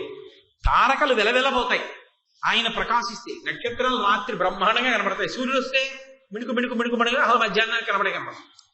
అంత కాంతి కలిగిన వాడు, అంత పెద్ద శరీరం ఉన్నవాడు. అటువంటి వాడు విష్ణువు నిప్పి పెట్టకుండా గరుత్మంతుడి తొడలకి ఖేదం కలగకుండా ఎలా వెడతాడో అలా అసలు తొడలేనటువంటి అరుణుడు సారథ్యం చేస్తుంటే వెడుతుంటాడు. మరి ఇంత బరువున్న వాడిని రథం మీద కూర్చోబెట్టి సారథ్యం చేయడానికి ఎంత బలమైన తొడలున్నవాడు ఉండాలి. కానీ అసలు తొడలేవు, ఎందుకంటే గుడ్డు చిరిమేసింది వినత. చిరిమేసినప్పుడు అధోభాగం లేని పిల్లవాడు పుట్టాడు శరీరం. ఆ అరుణుడు, ఆ అనూరుడు ఆయన ముందు కనబడతాడు కాబట్టి ఆకాశం ఎర్రబడుతుంది. కాబట్టి తొడలు లేనటువంటి అనూరుడు సూర్యనారాయణమూర్తిని వహిస్తున్నాడు. తొడలకి ఇబ్బంది లేకుండా గరుత్మంతుడు వహిస్తున్నాడు. విష్ణువుతో సదృశ్యం ఉందా లేదా? విష్ణువుకో లక్షణం ఉంది. తలుచుకున్న ఉత్తర క్షణంలో ఒక 5 నిమిషాలు కూడా ఆలోచించాడు, అలా పెరిగిపోయి వెళ్ళిపోతాడు, అన్ని లోకాలు ఆక్రమించేస్తాడు. వామనమూర్తి వృత్తాంతంలో ఇంతంతైవటుడు ఇంతయి వరుయుతానింతై అభోవీధిపై ఎంతై తోయద మండలగ్రమణ కల్లంతై ప్రభారాశిపై ఎంతై చంద్రుడకంతై ధ్రువునిపై ఎంతై మహర్వాటిపై ఎంతై సత్య పదోన్నతుండగతు బ్రహ్మాండాంత సంబద్ధి పెరిగిపోయాడా లేదా? త్రివిక్రమావతారం కింద సూర్యుడు ఉదయించిన తర్వాత ఎంతసేపట్లో లోకాలన్నింటినీ ఆక్రమించేస్తాడు తన కిరణాలతో. ఆక్రమించడంలో విష్ణువు ఎలా ఆక్రమిస్తారో సూర్యనారాయణమూర్తి అలాగే ఆక్రమిస్తారు. కాబట్టి విష్ణువా కాదా? ఏష బ్రహ్మాచ విష్ణుశ్చ శివ. శివుడు అష్టమూర్తి తత్వంగా ఉంటాడు. శంకరాచార్యులు వారు దక్షిణామూర్తి స్తోత్రం చేస్తూ భోరంభంశనలో నిలోంబర మహార్నాథో హిమాంసు పుమాం ఇత్యాభాతి చరాచరాత్మక విధం యస్యైవ ముఖ్యస్తకం నాణ్యకించన విద్యతే వివృషతాం యస్మాత్ పరస్మాత్ విభో తస్మై శ్రీ గురుమూర్తయే నమః శ్రీ దక్షిణామూర్తయే అంటారు. ఆయన 8 మూర్తులుగా ఉంటాడు. అందుకే పృథివీ ఆయనే, జలం ఆయనే, అగ్ని ఆయనే, వాయువు ఆయనే, ఆకాశం ఆయనే, సూర్యుడు ఆయనే, చంద్రుడు ఆయనే, యజమాని ఆయనే. 8 ఆయనగానే ఉంటాడు. అష్టమూర్తి తత్వం అంటారు. అందుకే కంచిలో పృథ్వీలింగం, జంబుకేశ్వరంలో జలలింగం, అరుణాచలంలో అగ్నిలింగం, చిదంబరంలో ఆకాశలింగం, కోణార్కలో సూర్యలింగం, శ్రీకాళహస్తిలో వాయులింగం, సీతాకుండంలో చంద్రలింగం, ఖాట్మండులో యజమానలింగం. 8 అష్టమూర్తి తత్వంలో ఉంటాయి. సూర్యుడు మొట్టమొదట నీటిని అంతటినీ సృష్టించాడు. నీటిని తీసుకొచ్చి పోస్తున్నాడు కాబట్టి నీటి రూపంలో ఉన్నాడా లేడా? జంబుకేశ్వరంలో జలలింగ రూపంలో ఉన్నవాడు సూర్యుడేనా కాదా? అప్పుడు అలాగే తన యొక్క కిరణములు అన్నీ పడి ప్రకాశించడానికి వ్యాపకత్వంతో ఇంత పెద్ద భూమిని నిర్ణయించిన వాడు సూర్య భగవానుడే. నీటి నుంచి పైకి తీసాడని మీతో చెప్పాను. అయినప్పుడు ఈ పృథివీ స్వరూపం కాంచీలో ఉన్నటువంటి పృథివీలింగం ఏదుందో అది సూర్యుడేనా కాదా? ఈ భూస్వరూపంగా. కాబట్టి ఆయనే కాంచీలో ఉన్న పృథివీలింగం, ఆయనే అగ్ని, ఆయనే వేడి. అందుకే అరుణాచలంలో అగ్నిలింగం ఆయనే. ఆయన ఆకాశ్ అంటే అంతటా ప్రకాశిస్తాడు, అంతటా నిండిపోయి ఉంటుంది ఆయన యొక్క తేజస్సు. కాబట్టి చిదంబరంలో ఆకాశలింగం ఆయనే. ఆయన యొక్క మనశుద్ధియే వాయుతరంగములుగా తిరుగుతూ ఉంటుంది అని లోకములో నిలబెడతాడు వాయువుగా. కాబట్టి శ్రీకాళహస్తిలో వాయులింగమై ఉన్నాడా? ఇక ఆయన కాంతి వలననైనా చంద్రుడు ప్రకాశిస్తున్నాడు. కాబట్టి సూర్యప్రకాశమే చంద్రుడిగా నడుస్తోంది. కాబట్టి ఆ చంద్రుడు ఎవరో కాదు, సూర్యుడే అయినప్పుడు ఆ చంద్రలింగం శ్రీకాకుళంలో ఏదుందో అది సూర్యుడైనా అయ్యాడు. సూర్యుడన్న పేరుతో సూర్యలింగం అయినప్పుడు కోణార్కలో సూర్యలింగం సూర్యుడైతే శివుడైనా అయ్యాడు. ఇక ఒక యజమాని జీవితంలో ఎంతకాలం బ్రతికుండాలనేటటువంటిది ఆయుర్దాయ రూపంలో సూర్య ఉదయముల యందు నిర్ణయించి యజమానిగా అతిథులకు సత్కారం చేసి పుణ్యాన్ని సంపాదించుకోవడానికి తేజస్సుని, ఐశ్వర్యాన్ని, బుద్ధిని ఇస్తున్నది సూర్యనారాయణమూర్తే. కాబట్టి యజమాని ఆయనేనా? కాబట్టి 8 మూర్తులుగా శివుడు ఉంటే 8 మూర్తులుగా సూర్యుడు ఉంటున్నాడా? ఉన్నప్పటికీ శివుడికి సూర్యుడికి భేదం ఉందా? ఏమీ లేదు. లేనప్పుడు ఏష బ్రహ్మ చ విష్ణుశ్చ శివ, ఆయనే బ్రహ్మ, ఆయనే విష్ణు, ఆయనే శివుడు. ఎక్కడ తేడా వస్తుంది? అంత అద్భుతమైనటువంటి బింబం. వాళ్ళందరినీ చూడడం అంత తేలిక కాదు. ఇన్ని చూడాలనుకుంటున్నావా? ఒక్కసారి నువ్వు ఈ 8 లింగాల్ని చూసేద్దాం అనుకుంటున్నావా? లక్ష్మీదేవి నారాయణమూర్తి కాళ్ళు పట్టడం చూద్దాం అనుకుంటున్నావా? చతుర్ముఖ బ్రహ్మగారి సృష్టి చూద్దాం అనుకుంటున్నావా? ఇన్ని విశేషాలు చూద్దాం అనుకుంటున్నావా? ఏష, అది ఒక బింబం వంక చూడు. ఆ బింబం వంక చూసి బింబానికి నమస్కారం చేయి చాలు. ఇంతమంది యొక్క ఇన్ని విభూతులను, ఇన్ని విశేషాలని చూసేసావు రామా. ఇప్పుడు ఆ భావన చేస్తూ చూస్తే ఆ దృష్టాన్నే పొందేస్తాడు. కాబట్టి ఏష బ్రహ్మాచ విష్ణుశ్చ శివ స్కంద. స్కందుడు అంటే జారిపడినవాడు అని ఒక అర్థం. సుబ్రహ్మణ్యేశ్వర స్వామి గర్భస్రావమైతే ఉత్పత్తి అయినవాడు కాబట్టి స్కందుడు అని ఒక పేరు. కానీ అమిత్రాణం భయకరో మిత్రాణం అభయంకర, అది స్కందుని యొక్క శక్తి. ఎవరు తనకి మిత్రులుగా ఉంటారో, ఎవరు తనకి మిత్రులుగా అన్న మాటకు అర్థం ఎవరు ధర్మమునందు అనురక్తి కలిగి ఉంటారో అటువంటి వారు ఏ ప్రార్థన చెయ్యవలసిన అవసరం లేకుండా వెంటనే అటువంటి వారిని రక్షించడానికి ఎప్పుడూ సిద్ధంగా ఉండేటటువంటి వాడెవరో ఆయన సుబ్రహ్మణ్యుడు. అందుకే అసలు ఫలశ్రుతి చెప్పడం అలవాటు లేనటువంటి వాల్మీకి మహర్షి శ్రీరామాయణం బాలకాండలో స్కందోత్పత్తి చెప్తే ఇది భక్తితో చదివినటువంటి వారు ఎవరున్నారో వారందరూ కూడా స్కంద సాలోక్యతాం ప్రజేత్ అన్నారు. వారు స్కందలోకాన్ని చేరుతున్నారు అన్నారు. శంకర భగవత్పాదులు సుబ్రహ్మణ్య భుజంగ స్తోత్రం చేసి ఆఖరణ కోరుకున్నారు, నా ఊపిరి ఆగిపోయేటప్పుడు, ప్రాణోత్క్రమణం అవుతున్నప్పుడు బంగారు రంగులో మెరిసిపోతున్నటువంటి సుబ్రహ్మణ్య స్వరూపము నా హృదయమునందు ప్రకాశించుగాక, నేను సుబ్రహ్మణ్య లోకమును చేరేదుగాక అని అడిగారు. సుబ్రహ్మణ్యుడు శివకేశవ అభేదతత్వానికి ప్రతీక. ఎందుకంటే ఇప్పటికీ ద్రవిడ దేశంలో ఒక ఆచారం ఉంది, మురుగన్ మరుమగన్ అంటారు. వాడు మురుగన్ అంటే అందగాడు, మరుమగన్ అంటే అల్లుడు. అందగాడు మా అల్లుడు. శివుడు మహాందగాడు, అమ్మవారు అంతకన్నా సౌందర్య ఖని. అటువంటి శివాల యొక్క తేజోసంభూతుడు సుబ్రహ్మణ్యుడు. అటువంటి వాడు విష్ణువు యొక్క కుమార్తె అయినటువంటి శ్రీవల్లిని పరిణయమాడాడు. కాబట్టి విష్ణువుకి మేనల్లుడు అల్లుడయ్యాడు. మురుగన్ మరుమగన్, అందమైన మేనల్లుడే నా అల్లుడు అని ద్రవిడ దేశంలో ఇప్పటికీ చెప్పుకుంటారు. ఒక్క సుబ్రహ్మణ్యేశ్వర స్వామిని ప్రార్థన చేసి పూజ చేసినంత మాత్రం చేత అటు పరమశివుడు, ఇటు పార్వతీదేవి, అటు విష్ణువు, ఇటు లక్ష్మీదేవి అందరూ కూడా ప్రీతి చెందుతారు. ఆయనకి ఏమీ అక్కర్లేదు. ఆయనకి ధర్మం ఎవరు పట్టుకున్నారో వారి ఎడల ప్రీతి. అందుకే చూడండి, గురుస్వరూపంగా ఆయన యొక్క ఆ ప్రధానమైనటువంటి 6 క్షేత్రాల్లో గోచి పెట్టుకుని చేతిలో కమండలాన్ని పట్టుకుని కర్ర పట్టుకుని నిలబడి ఉంటాడు. అంటే ఆయనకి ఎప్పుడు జ్ఞానం జ్ఞానం జ్ఞానం ధర్మం ఇవే కావాలి. అందుకే ఆయన దేవసేనకి ఆధ్యక్షం వహిస్తాడు. దేవసేన అంటే ఎక్కడో ఉంటుంది అనుకోకండి, ఇక్కడే మంచి గుణములు ఏ ఉన్నాయో వాటిని రక్షించి అసుర గుణములను పడగొడతాడు. 2 ఉంటాయి, ఓ చెడ్డ బుద్ధి ఉంటుంది, ఓ మంచి బుద్ధి ఉంటుంది.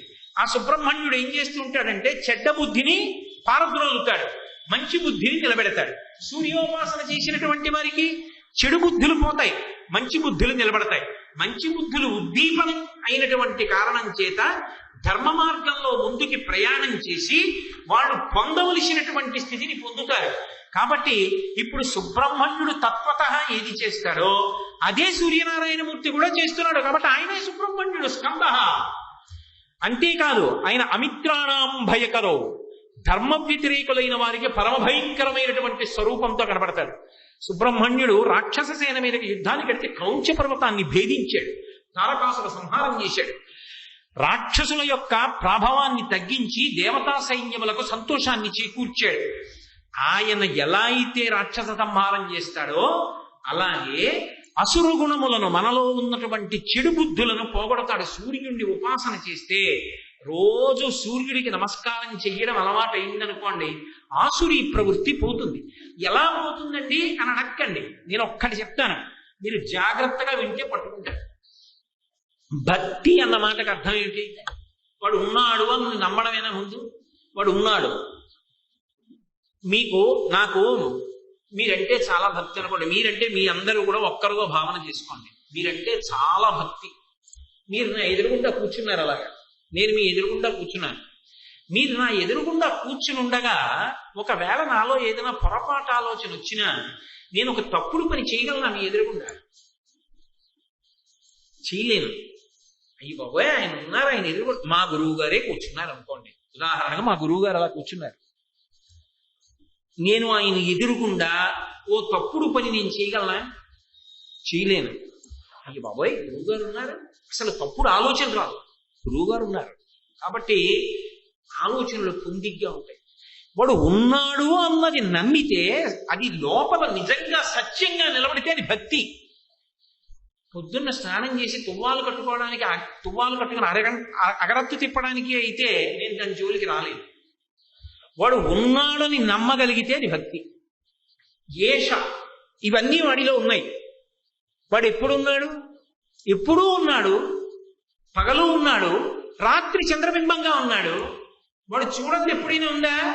ఎప్పుడూ వాడి సమక్షంలోనే ఉన్నాం. వాడు ఉన్నాడన్నది నమ్మకం అయితే, వాడు ఉన్నాడన్నది నిజమైతే, వాడు ఉన్నాడన్నది నువ్వు నమ్మినదైతే తప్పు ఎలా చేస్తావు? ఆయన ఎదురుగుండా చేయనా నేను? ఆయన చూస్తుండగా ఒక్కనాటికి చేయను. ఎందుచేత అంటే ఆయన చూస్తున్నాడు మహానుభావుడు. అందుకే కర్మసాక్షి లోకంలో ఆయన ఉన్నాడు. ఆయన ఉన్నాడు కాబట్టి ఆయన నన్ను రక్షిస్తాడని నమ్మకం పెట్టుకుని వెళ్ళిపోయారు. నిజంగా కూడా మీకు నేను పరమ సత్యం చెప్తున్నా. పెద్దలైన వారు, ఆ భక్తి కలిగినటువంటి వారు ఒక్కసారి ఆయనను ఉద్దేశించి ఒక్క మాట చెప్తే ఆయన అలా వశవర్తి అనుగ్రహిస్తాడు కూడా. ఎన్నో సందర్భాల్లో నిరూపణమైంది. అంతటి మహానుభావుడు అయినప్పుడు చెడ్డ గుణములు పోవాలి అంటే ఎలా పోతాయి నాకు చెప్పండి. అసలు నేను భగవద్గీత పుస్తకాలు 100 తెచ్చి ఇక్కడ టేబుల్ నిండా పెట్టేసినా, నేను లంచం తీసుకోకుండా భగవద్గీత నా చేయి పట్టుకోగలదా? రామాయణం పట్టుకోగలదా? పట్టుకోలేదు. కానీ ఎవడు నా లెక్క కడుతున్నాడో, ఎవడు నేనేం చేస్తున్నానో చూస్తున్నాడో వాడు దీన్ని అడుగుతాడు. తర్వాత ఇందులో ఎన్నాళ్ళు ఉంటాను? మహా అయితే ఇంకో 25 ఏళ్ళు ఉంటాను అంతే. తర్వాత అయినా వదిలిపెట్టాలా? ఇప్పుడు నువ్వేం చేసావో నాకు తెలీదా? సాయంకాలాల ప్రవచనమును నువ్వేం చేశావు నేను చూడలేదా అని అడిగాడు అనుకోండి, వాడు నేనేం చేయాలి? ఏం చెప్పాలి? తెలియని వాడు చేస్తే ఒకెత్తు, చెప్పి నువ్వేం చేశావురా, చెప్పడం ఎందుకు, నువ్వు చేయడం ఎందుకురా, ఎవరో చూడలేదు అనుకుంటున్నావా అని అడగడా? అడిగినప్పుడు నేనేం చెప్పను? నాకెందుకు వచ్చిన గొడవ? ఆయన అనుగ్రహం ఉంటే నాకు చాలు. ఇవన్నీ నన్ను రక్షించవు, అది రక్షిస్తుంది. ఇప్పుడు నాకు చెప్పండి, ఏ కారణం చేత చెడు గుణములు తొలగుతాయి? వాడు ఉన్నాడన్న భావన తొలగిస్తుంది. వాడు ఉన్నాడని నమ్ముతున్నావు, వాడికి నమస్కారమో పెడుతున్నావు, వాడెదురుగుండానే చేయకూడని పనులన్నీ చేస్తున్నావు. అప్పుడు నువ్వు ఉన్నాడని నమ్మావా, లేడని నమ్మావా? వాడు లేడని చెప్పి తప్పు చేసేసిన వాడు ఉన్నాడని తప్పు చేసిన వాడి కన్నా 1,000,000 రెట్లు మంచివాడు. వాడు లేడన్నాడు, వాడు లేడు, ఈశ్వరుడు లేడన్నాడు.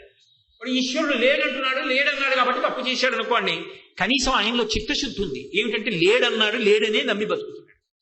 నువ్వు ఉన్నాడంటున్నావు, ఉన్నాడన్న వాడివి, మరి ఉన్నాడన్నవాడు ఉన్నాడన్నట్టు నువ్వు బతకట్లేదుగా. తప్పు ఎవరిది? వాడిదే, నీదే? నాదే ఎక్కువ తప్పు. కాబట్టి నేను చేయను, తప్పది, అలా బ్రతకూడదు అనుకున్నాను అనుకోండి. ఇప్పుడు రాక్షస గుణములు తగ్గడము సాధ్యమవుతుందా అవదా నాకు చెప్పండి. ఏష, గుళ్ళో ఉన్నారండి అంటే ఏమోనండి, బొమ్మండి, చెక్కించారండి, తీసుకొచ్చారండి, ప్రతిష్ఠ అన్నారండి, చైతన్యం ఉందో లేదో నాకేం తెలుసండి, నా ఎదురుగుండా ఒక పండు తినలేదండి అంటారు. ఉదయిస్తోంది, కదులుతోంది, తేజస్సిస్తోంది, బుద్ధిని చైతన్యపరుస్తోంది, ఇన్ని ఉపకారాలు చేస్తోంది, మొక్కలు బతుకుతున్నాయి. ఆ చైతన్యము ప్రస్ఫుటంగా కనపడుతుండగా ఆ బింబమునందు దైవత్వాన్ని నువ్వు చూడగలిగితే నీ ఎందున్న రాక్షస గుణములు పరిమారిపోతాయి, నువ్వే ధరించుకో. ఇంతకన్నా ఉపకారం ఏం కావాలి? అది మౌఢ్యము కాదు, లోకమునకు మహోపకారం. కొన్ని లక్షల పోలీస్ స్టేషన్లు పెట్టి సాధించలేని ధర్మాన్ని, నేరాల్ని అదుపు చేయడాన్ని ఒక్క సూర్యుడున్నాడన్న నమ్మకం ద్వారా లోకమంతా శాంతియుతంగా ఉండేటట్టు సాధించవచ్చు. అయినప్పుడు ఆయన ఆసురీ గుణములను పోగొడుతున్నాడు. కాబట్టి అమిత్రాణం భయకరో మిత్రాణం అభయంకర. వాడు ఉన్నాడని నమ్మిన వాణ్ణి వాడు రక్షించాడు అనడానికి ఎన్నో ప్రమాణములు లోకంలో కనపడుతున్నాయి. మల్లంపల్లి శర్వేశ్వర శర్మ గారని మహాభక్తుడు, వారు నాతో ఒకసారి చెప్పారు. కాకినాడలో వారు మా ఇంటికి వచ్చారు, మా అదృష్టం. వచ్చినప్పుడు వారు నాతో మాట అన్నారు, ఏమయ్యా ఒకసారి మండుటెండలో పెడుతున్నానయ్యా, మండిపోయింది తలకాయ అంతాను. వెంటనే సూర్యుడి వంక చూసి ఓ మాట చెప్పా, స్వామి నిన్ను నమ్మిన వాళ్ళని కూడా నువ్వు బాధ పెడితే రాక్షస బుద్ధి అంటారు. నేను నిన్ను నమ్మి బతుకుతున్న వాడిని ఎందుకు బాధ పెడుతున్నావు అని అడిగాను. సంస్కృతంలో శ్లోకం చేశారే అని ఒక శ్లోకంలో స్వామిని అడిగాను. అడిగి 10 అడుగులు వేశాను, అంతే చల్లబడిపోయి. నేను ఇల్లు చేరే వరకు చల్లబడిందయా, నేను నమ్మిన స్వామి నన్ను కాపాడాడయా అన్నారు ఆయన. నమ్మిన వాడు నువ్వైతే కాపాడడానికి ఈశ్వరుడు ఎప్పుడూ సిద్ధంగా ఉన్నాడు. కాబట్టి స్కంద ఆయనే ఏష బ్రహ్మాచ విష్ణుశ్చ శివ స్కంద ప్రజాపతి. అక్కడికి ఆ పాదం పూర్తవుతుంది. ప్రజాపతి అంటే అన్ని ప్రాణుల యొక్క తండ్రి, ప్రత్యేకించి మనందరికీ తండ్రి. ఎలా అంటే మానవ అన్న శబ్దానికి అర్థం ఏమిటంటే మనువు యొక్క సంతానం మనందరం. ప్రజాపతి మనువు. ఆ ప్రజాపతి అయినటువంటి మనువు యొక్క సంతానం కాబట్టి, మర్త్యలోకంలో పుడతాం కాబట్టి, మనువు సంతానంగా మనం ఒక విశేషమైనటువంటి అదృష్టాన్ని పొందాం కాబట్టి మానవులు అవుతాం. కాబట్టి మనందరికీ తండ్రి ఎవరు అంటే ప్రజాపతి. ఆ ప్రజాపతి ఎవరో కాదు, సూర్యుడు. అందుకే క్రమం చెప్పినప్పుడు అవ్యక్తము బ్రహ్మ, బ్రహ్మకు మరీచి, మరీచికి కశ్యపుడు, కశ్యపుడికి సూర్యుడు, సూర్యుడికి మనువు. అయినప్పుడు సూర్యుడి కొడుకు మనువు అయితే, మనువుకి మనమందరం సంతానం అయితే మనకి తాత ఎవరు? సూర్యుడే. మన తండ్రి అయిన మనువునే సృష్టించిన వాడే కాబట్టి ఆయన ప్రజాపతి అయ్యాడా లేదా ఇప్పుడు? అందుకని ప్రజాపతి. ఆయన మనువుకి మనల్ని సంతానం చేసి మనకిచ్చిన గొప్పతనం ఏమిటి అంటే, నరుడికి ఒక విశేషం ఉంది. సమస్త భూతములలో ఉన్నటువంటి గొప్ప గొప్ప విభూతులు ఏముంటాయో అటువంటి విభూతులనన్నిటినీ కూడా తనవిగా వాడుకోగలిగినటువంటి శక్తి ఒక్క మనుష్యుడికి ఉంది, మానవుడికి, మను సంతానానికి ఉంది. ఉదాహరణకి ఒక ఏనుక్కి దంతం ఉంటుంది, అది దానికి అందం. ఏనుక్కి దంతం నవలడానికి పనికిరాదు, అందంగా ఉంటుంది.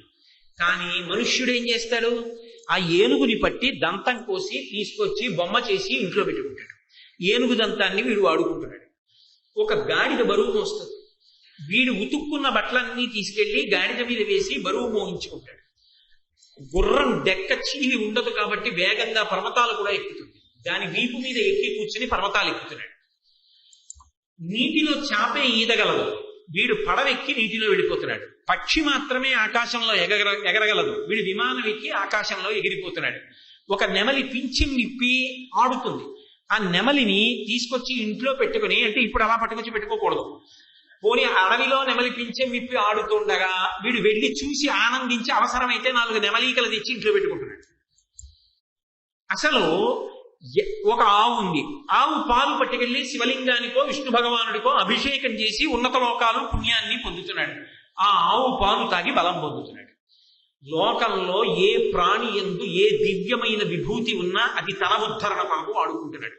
చామరీ మృగానికో లక్షణం ఉంది. లోకంలో దేని వెంట్రుకలైన దూష్యం, వెంట్రుక వచ్చిందనుకోండి వదిలేయాలి. భోజనం చేస్తుంటే వెంట్రుక వచ్చిందనుకోండి ఉత్తరాపోసనం పట్టమన్నారు. కానీ చామరీ మృగం తోకకున్నటువంటి వెంట్రుకలు పరమ పవిత్రం. వాటిని కుచ్చు కట్టి ఈశ్వరుడికి చావడం వేస్తారు. వేస్తే ఆయన కూడా అలసిపోతాడు. ఆ ఉపచారాలు తీసుకుని ఆ మనం చదివేటటువంటి ఆ మంత్రభాగం, ఆ ధ్వనులు, ఆ శబ్దాలు, ఒకవేళ స్వరం తప్పితేనికి ఖేదంగా ఉంటుంది.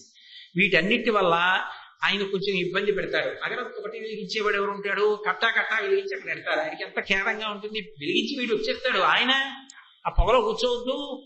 ఇంత కర్పూరం ఇంత పెద్ద దాంట్లో పెట్టి ఇలా పరిచేసి వెలిగించేసి అదే పనిగా తిప్పేస్తూ ఉంటే ఆయనకి ఎంత ఇబ్బందిగా ఉంటుంది. ఎవరికి కావాలి.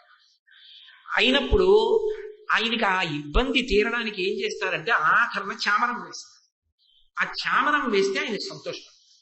చామరీ మృగం వెంట్రుకలకి ఇటువంటి శక్తి ఉందని తెలుసుకొని దాని వెంట్రుకలను పీకి తీసుకొచ్చి కుచ్చు కట్టి భగవంతుడికి సేవ చేసి పుణ్యాన్ని సంపాదించుకుంటున్నది ఎవడు?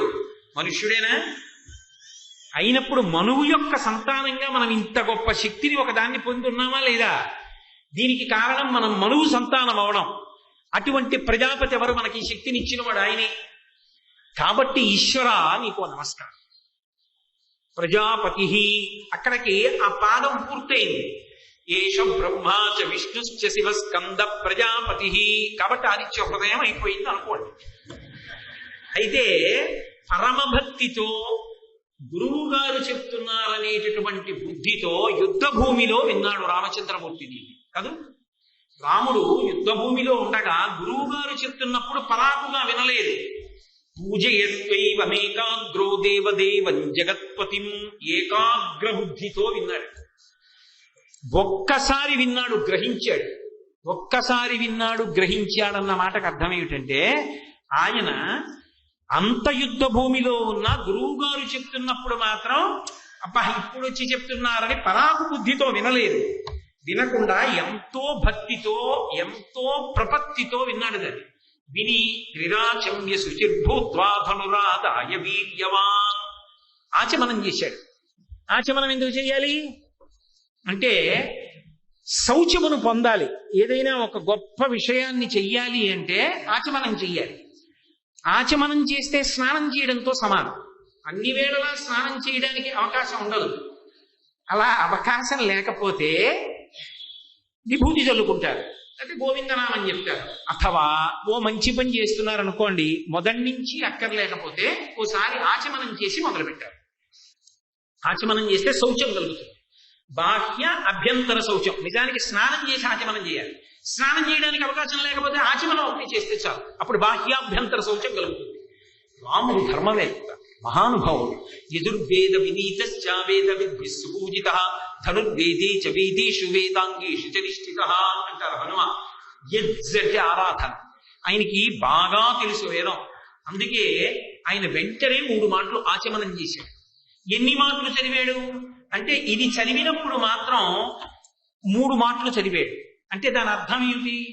నీకు ఏదైనా చాలా సంక్లిష్ట పరిస్థితి ఏర్పడితే కాంతారేషు భయేషు చ, భయానికి పర్యాయ పదం అరణ్యం. ఎందుకో తెలుసా? అరణ్యంలో దారి తెలియదు. మీరు ఎటు వెళ్ళండి ఒక దారిలాగే ఉంటుంది. అలా వెళ్ళిపోయారనుకోండి అదే దారిలో ఉంటుంది, ఇటిడిచే దారిలో ఉంటుంది, ఇటిడిచే దారిలో ఉంటుంది, ఆఖరికి అడిగి మధ్యలో వెళ్ళిపోతారు. అందుకే రామాయణంలో రాముడు మంచినీళ్లు తేవడానికి లక్ష్మణస్వామి వెళ్తుంటే జాగ్రత్త చెప్తాడు.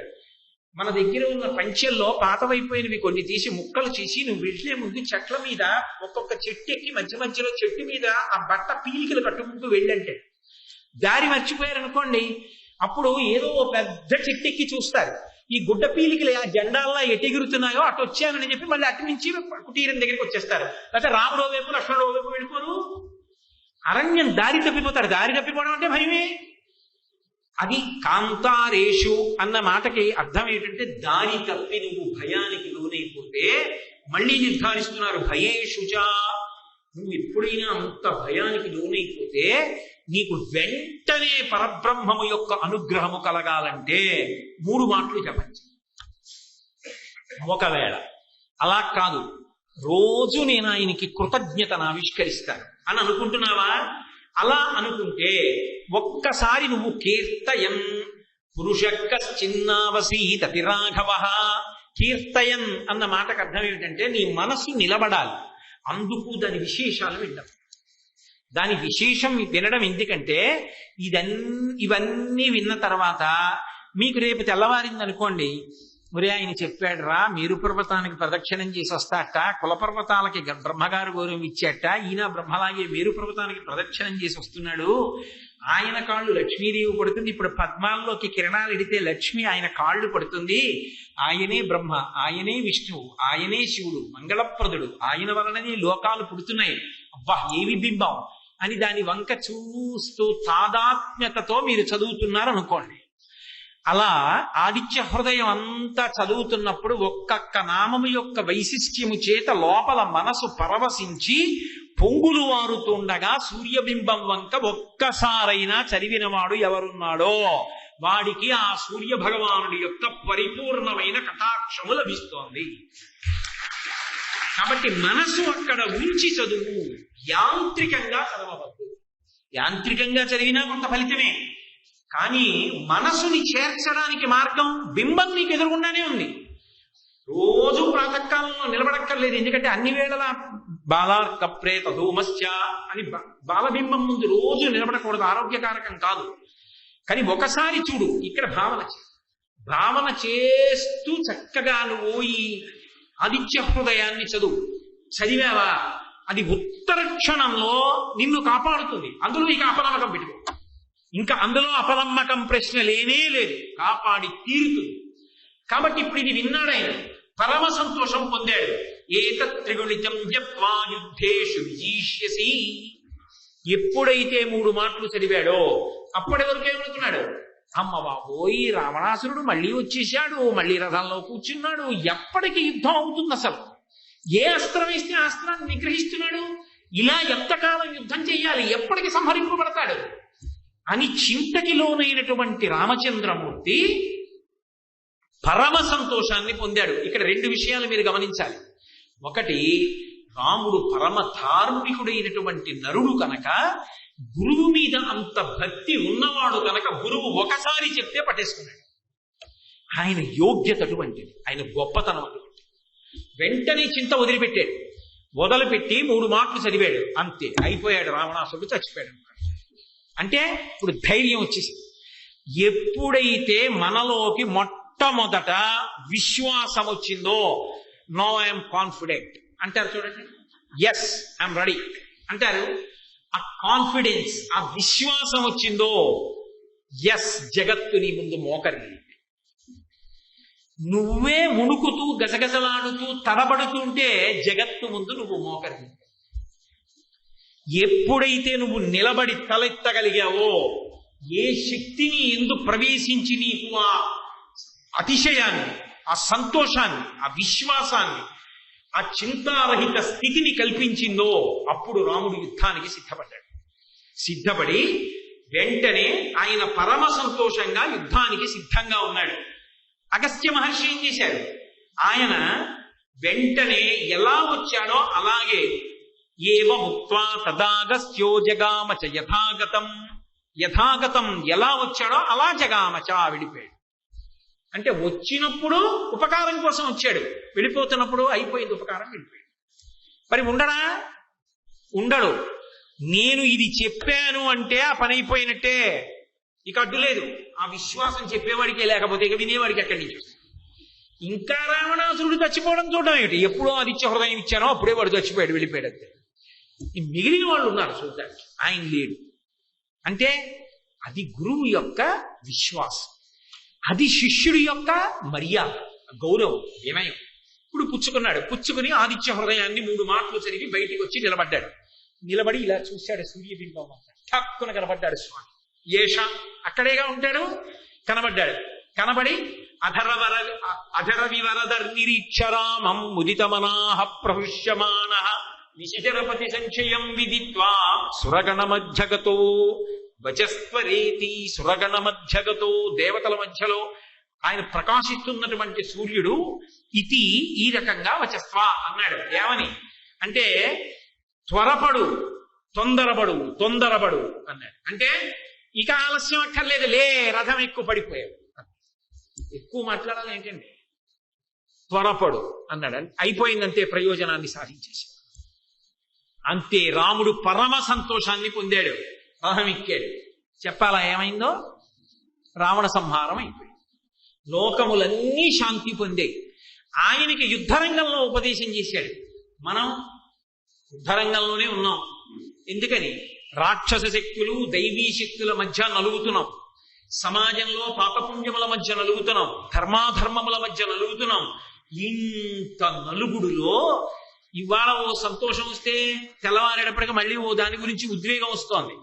ఇన్నిటి మధ్యలో ఉంచుకోవడానికి ఒక గొప్ప సాధనాన్ని, రామాయణాన్ని ఆలంబంగా లోకానికి అందిస్తున్నానని వాల్మీకి మహర్షి మనకిచ్చినటువంటి పరమాద్భుతమైనటువంటి స్తోత్ర రూపమైన మంత్రరూపమైన స్తోత్రమే, స్తోత్ర రాజమే ఆదిత్య హృదయము. కాబట్టి అంతా విన్నాక చదివితే ఎంత ఫలితమో, కొంత విని అంత నమ్మకాన్ని పొంది చదివినా అంతే ఫలితం. ఎవరికి అంతా చెప్పాలి? అంతా చెప్తే తప్ప విశ్వాసం కలగదండి అన్న వాళ్ళకి అంతా చెప్పాలి. ఒక్క మాట చెప్తే చాలండి నమ్మకం కలుగుతుందన్న వాళ్ళకి 9 శ్లోకాలు చెప్పడం కూడా ఎక్కువ కాదు.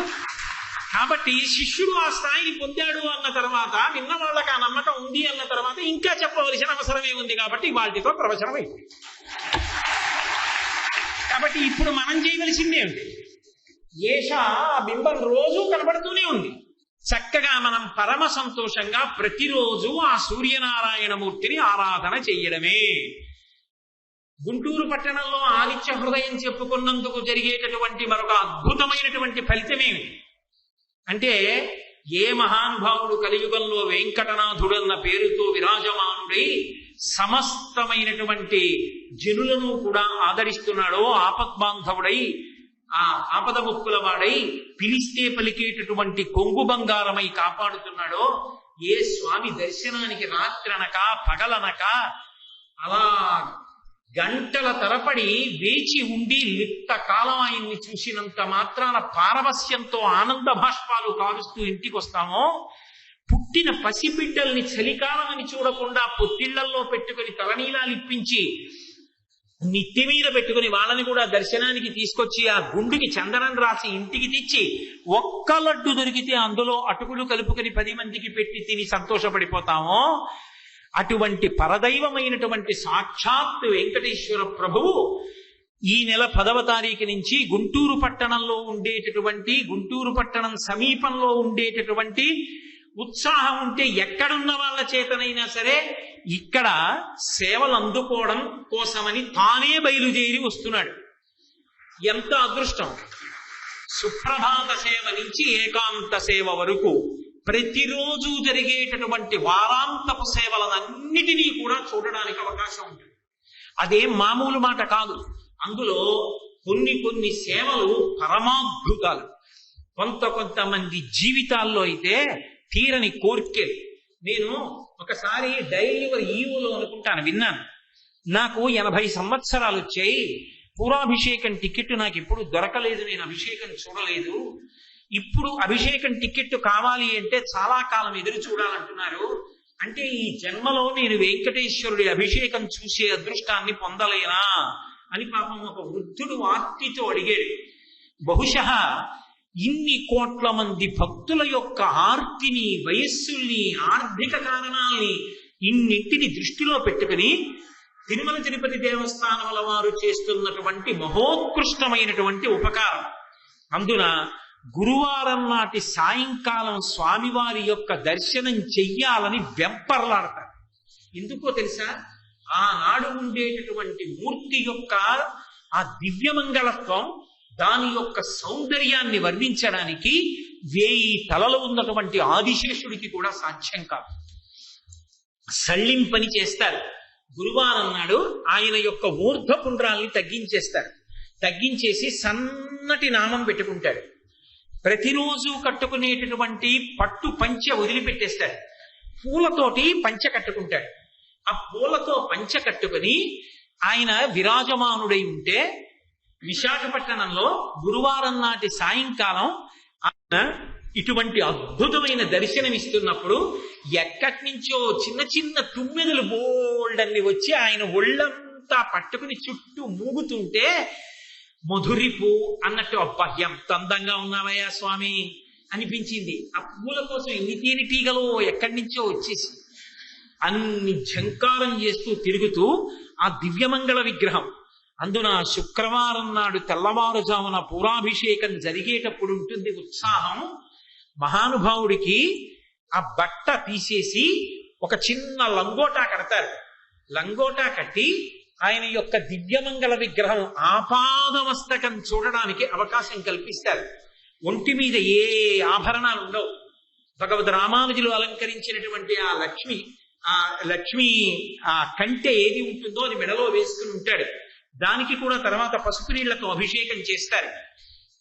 రెండు వైపులా అర్చక స్వాములు నిలబడి ఆ వచ్చినటువంటి జియంగారులు అందిస్తుంటే ఆ పాలు అవి స్వామి మీద పోస్తుంటే ఆ తెల్లటి పాలధారలో నల్లటి స్వామి మునిగిపోయి ఆ పాలధార కారిపోతుంటే అనేక పదార్థాలతో అభిషేకం చేస్తుంటే అసలు ఆ మూర్తి ఎవరు ఏ రూపంలో ఈశ్వరుణ్ణి కొలుస్తారో అటువంటి రూపంగా కనపడతాడు. ఎవరికి ఎవరు కులదైవమో ఆ కులదైవంగా భాషిస్తూ ఉంటాడు. ఒక పక్క స్వరయుక్తంగా అద్భుతంగా వేదమంత్రాలు చదవగలిగినటువంటి వైదిక విద్వాంసులు ఆ శ్రీ సూక్తం, పురుష సూక్తం మొదలైనటువంటి సూక్తాల్ని పఠిస్తుంటే చెవులలో ఆ స్వరయుక్తమైనటువంటి మంత్రములు ప్రవేశించి అమృతాన్ని చెవులు జిర్రుకుంటున్నాయా అన్నంతగా ఆనందపడుతుంటే అసలు చతుర్ముఖ బ్రహ్మగారు సృష్టిలో ఈ దిక్కుమాల కరువెప్ప ఎందుకు పెట్టాడు రా, అప్పుడప్పుడుకి పడుతోందని దేశం పుట్టేటట్టుగా అంత అందం కళ్ళ ముందు నిలబడితే, లోకంలో ఉన్న సౌందర్యము రాశీభూతమై ఎదురుగుండా నిలబడితే తిరుమలలో అయితే ఎవరో ఒక 100 మందో ఎంతమందో చూడగలరు. రేపు పొద్దున్న గుంటూరులో శుక్రవారం నాడు స్వామివారి పూరాభిషేకం జరుగుతుంటే ఏకకాలంలో ఇన్ని వేల మంది దేవాలయం ప్రాంగణంలోకి పోలీస్ పెరేడ్ గ్రౌండ్స్ లోకి వెళ్లి నిలబడితే వేరొక ఆనంద నిలయాన్ని ఏర్పాటు చేసి శ్రీ వెంకటేశ్వరుడే కదిలి వచ్చి అంతెత్తు ధ్రువమూర్తిని ఏర్పాటు చేస్తారు. నన్ను నమ్మండి, తిరుమల వెళ్లి స్వామిని చూస్తే ఏ అనుభూతి కలుగుతుందో అదే అనుభూతి కలుగుతుంది. పక్కన ఉండేటటువంటి మూర్తులు కూడా అలాగే ఏర్పాటు చేస్తారు. కోదండరాముణ్ణి, ఆ కొలువు శ్రీనివాసుణ్ణి అవన్నీ కూడా ఏర్పాటు చేస్తారు. అక్కడ ఎలా అయితే అధికారగణం అంతా కూడా ఆయన సేవలో త్వర పొందుతూ తిరుగుతుంటారో అలా సంయుక్త కార్యనిర్వహణాధికారి గారి దగ్గర నుంచి కార్యనిర్వహణాధికారి గారు పెద్దలు అందరూ జగత్తునకు చక్రవర్తి అయినటువంటి ఆ శ్రీ వెంకటేశ్వరుణ్ణి సేవించడానికి ఆ శుక్రవార పూరాభిషేకం కోసం బారులు తీరుతారు. తిరుమలలో అయితే అది దర్శించడం కష్టం. గుంటూరు పట్టణవాసులు చేసుకున్నటువంటి మహద్భాగ్యం. ఇంకెన్నాళ్ళుంది? ఇవాళప్పుడే 2వ తారీఖు, ఇంకా తెల్లవారదేమి అని ఎదురు చూస్తుంటాం. వచ్చే వారం ఈ పాటికి 10వ తారీఖు సాయంకాలం పరిచయ ప్రసంగం, 11వ తారీఖు తెల్లవారుజామున సమయాన్ని వాళ్ళు ప్రకటిస్తారు. తిరుమలలోలా మరీ 3 గంటలకు ఉండదు. అందరూ పాల్గొనడానికి వీలుగా 5 గంటలకో ఎప్పుడో ఏర్పాటు చేస్తారు, 5:30కో మధ్యలోకో.